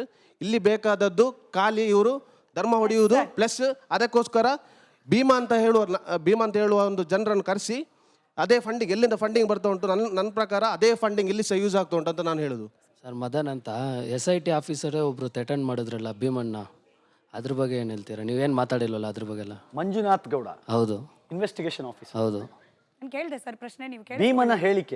ಭೀಮನ ಹೇಳಿಕೆ ಲಾಯರ್ಗೆ ಹೇಳಿದ್ದಾರೆ, ಅವ್ರು ನನಗೆ ಥ್ರೆಟನ್ ಮಾಡ್ತಾ ಇದ್ದಾರೆ ವಾಪಸ್ ತಗೋಬೇಕು ಅಂತ. SIT ಏನು ಮಾಡ್ತದ ಆದ ಕೂಡಲೇ? SIT ಏನು ಮಾಡ್ತು? ಅವ್ರನ್ನ ನನಗೆ ಗೊತ್ತಿಲ್ಲ. ಆಫ್ ಮಾಡ್ತು. SIT ಅದ್ರ ಕೆಲಸ ಮಾಡಾಯ್ತಲ್ವಾ? ಮರುದಿನವೂ ಬಂದಿದ್ರೆ ನಾವು ಹೇಳ್ಬೇಕು ಯಾಕೆ ಇಟ್ಕೊಂಡಿದ್ದೀರಾ ಅಂತ. ಬಂದಿಲ್ಲ, ಅವತ್ತಿನ ನೋಡಿದ್ದೀರಾ? ಅವತ್ತಿನ ಮಂಜುನಾಥ್ ಗೌಡ್ರು ಇಲ್ಲ. ಸೊ ಹಾಗಾಗಿ SIT ತುಂಬ ಕ್ಲಿಯರ್ ಆಗಿ ಹೆಂಗೆ ತನಿಖೆ ಮಾಡಬೇಕು ಹಂಗೆ ಮಾಡ್ತಾ ಇದೆ. ದೇವಸ್ಥಾನದ ಸುತ್ತಮುತ್ತ ಭೂಮಿ ಅಗಿತಿದ್ದಾರೆ ಅನ್ನೋ ಕಾರಣಕ್ಕೆ ಆಕ್ಷೇಪನ ಕೀರ್ತಿ ಅವ್ರೆ? ಒಂದು ವಿಷಯ ಹೇಳ್ತೀನಿ ಕೇಳಿ. ಒಂದು ಶ್ರದ್ಧಾ ಕೇಂದ್ರದ ವಿಚಾರದಲ್ಲಿ ಹೆಂಗಿರುತ್ತೆ ಅಂತಂದ್ರೆ, ಈ ಬಾಹುಬಲಿ ಬೆಟ್ಟ ಅನ್ನೋದಿರ್ಬೋದು, ಅಲ್ಲಿ ಸೌಜನ್ಯನ ಇದೊಂದು ಘಟನೆ ನಡೆದಿರೋದೇ ನಮಗೆ ಫಸ್ಟ್ ಆಫ್ ಆಲ್ ತಡ್ಕೊಳಕ್ಕಾಗಲ್ಲ. ಸೊ ಇನ್ನೊಂದು ಪುಣ್ಯಕ್ಷೇತ್ರದಲ್ಲಿ ಹಿಂಗೊಂದು ಆಯ್ತಲ್ಲ ಅಂತ. ಈಗ ಅಲ್ಲ ನಮ್ಮ ಶ್ರದ್ಧಾ ಕೇಂದ್ರದಲ್ಲಿ ಅಗಿಯೋ ಕೆಲಸಗಳು ನಾನು ಇಲ್ಲ ಹಾಕಿದ್ದೀನಿ ಅಲ್ಲ ಹಾಕಿದ್ದೀನಿ ಅಂತೇಳಿ ಅಟ್ಲೀಸ್ಟ್ ಸಿಕ್ಕಿದ್ರೆ ನಮಗನ್ಸುತ್ತೆ, ಏನೋ ಆಗಿರ್ಬೇಕಲ್ಲ ಇಲ್ಲಿ ತಪ್ಪು, ಏನೋ ಆಗಿರ್ಬೇಕಲ್ಲ ಎಡವಟ್ಟು ಅಂತ ಯೋಚನೆ ಮಾಡಿ. ಸ್ನಾನಘಟ್ಟದಲ್ಲಿ ಕೆಲಸ ಮಾಡೋದು, ಅಲ್ಲಿಂದ ರತ್ನಗಿರಿ ಬೆಟ್ಟಕ್ಕೆ 4ರಿಂದ 4.25 ಕಿಲೋಮೀಟರ್ ಆಗುತ್ತೆ. ಆ ದೇಹ ಹೆಂಗೆ ಬಂತು ಅಲ್ಲಿಗೆ? ಯಾರು ಹೊತ್ಕೊಂಬಂದ್ರು 4.25 ಕಿಲೋಮೀಟ್ರು? ಯಾರು ತಗೊಂಬಂದು ಅಲ್ಲಿ ಬಾಡಿಗೆ ಕೊಟ್ಟರು? ಬರುತ್ತಲ್ವ ಪ್ರಶ್ನೆಗಳು. ಸುಮ್ಮನೆ ಭಾವನೆಗಳಿಗೆ ಧಕ್ಕೆ ತರಲೇಬೇಕು ಅನ್ನುವ ಕಾರಣಕ್ಕೆ ಮಾಡ್ತಾನೆ ಇದ್ದಾಗ ಚುರುಕನ್ನ ತೊಂಚೂರು. ರೈಟ್. ಜನಾರ್ದನ್ ಪೂಜಾರಿ ಅವರ ಇತ್ತೀಚೆಗಿನ ಸ್ಟೇಟ್ಮೆಂಟ್, ಅದನ್ನು ಕೋಟ್ ಮಾಡಿ ನಾನು ಇದನ್ನು ಬಹುಶಃ ವೈಂಡ್ ಮಾಡ್ತೀನಿ. ಕೇವಲ ದೇವಸ್ಥಾನಗಳ ಸುತ್ತಮುತ್ತ ಮಾತ್ರ ಯಾಕಪ್ಪ ಅನುಮಾನ? ಚರ್ಚ್ಗಳಲ್ಲಿ, ಮಸೀದಿಗಳಲ್ಲಿ, ಬೇರೆ ಧರ್ಮಗಳ ಧಾರ್ಮಿಕ ಶ್ರದ್ಧಾ ಕೇಂದ್ರಗಳ ಮೇಲೆ ಹಿಂದೆ ಇಂಥ ಅಪವಾದಗಳು ಬಂದೇ ಇಲ್ವಾ? ಅದ್ರ ಬಗ್ಗೆ ಯಾಕಿಲ್ಲ ಇಷ್ಟೊಂದು ಅಟೆನ್ಷನ್? ಇದು ಜನಾರ್ದನ್ ಪೂಜಾರಿ ಅವರ ಸ್ಟೇಟ್ಮೆಂಟ್. ಆ ಸ್ಟೇಟ್ಮೆಂಟ್ನೊಂದಿಗೆ ಇವತ್ತಿನ ಕಾರ್ಯಕ್ರಮವನ್ನ ಪ್ರಶ್ನೆ ಮೂಲಕ ನಿಮ್ಮ ಮುಂದಿಟ್ಟು ಮುಗಿಸ್ತಾ ಇದ್ದೀನಿ. ಧನ್ಯವಾದ ಕೀರ್ತಿ ಅವರೇ ನಮ್ಮ ಕಾರ್ಯಕ್ರಮದಲ್ಲಿ ಭಾಗಿಯಾಗಿದ್ದಕ್ಕೆ. ಹಾಗೆ ನಿಮಗೂ ಎಲ್ಲರಿಗೂ ಧನ್ಯವಾದ. ನೋಡ್ತಾ ಇರಿ ರಿಪಬ್ಲಿಕ್ ಕನ್ನಡ, ಇದು ನಿಮ್ಮ ಧ್ವನಿ.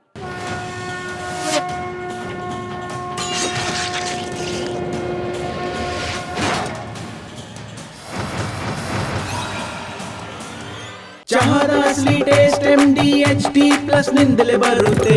ಗಂಟು ಕಟ್ಟಿಕೋ. ಲವಂಗ, ಹಸಿರು ಏಲಕ್ಕಿಯಿಂದ ತುಂಬಿದ MDHT+ ಮಸಾಲೆ.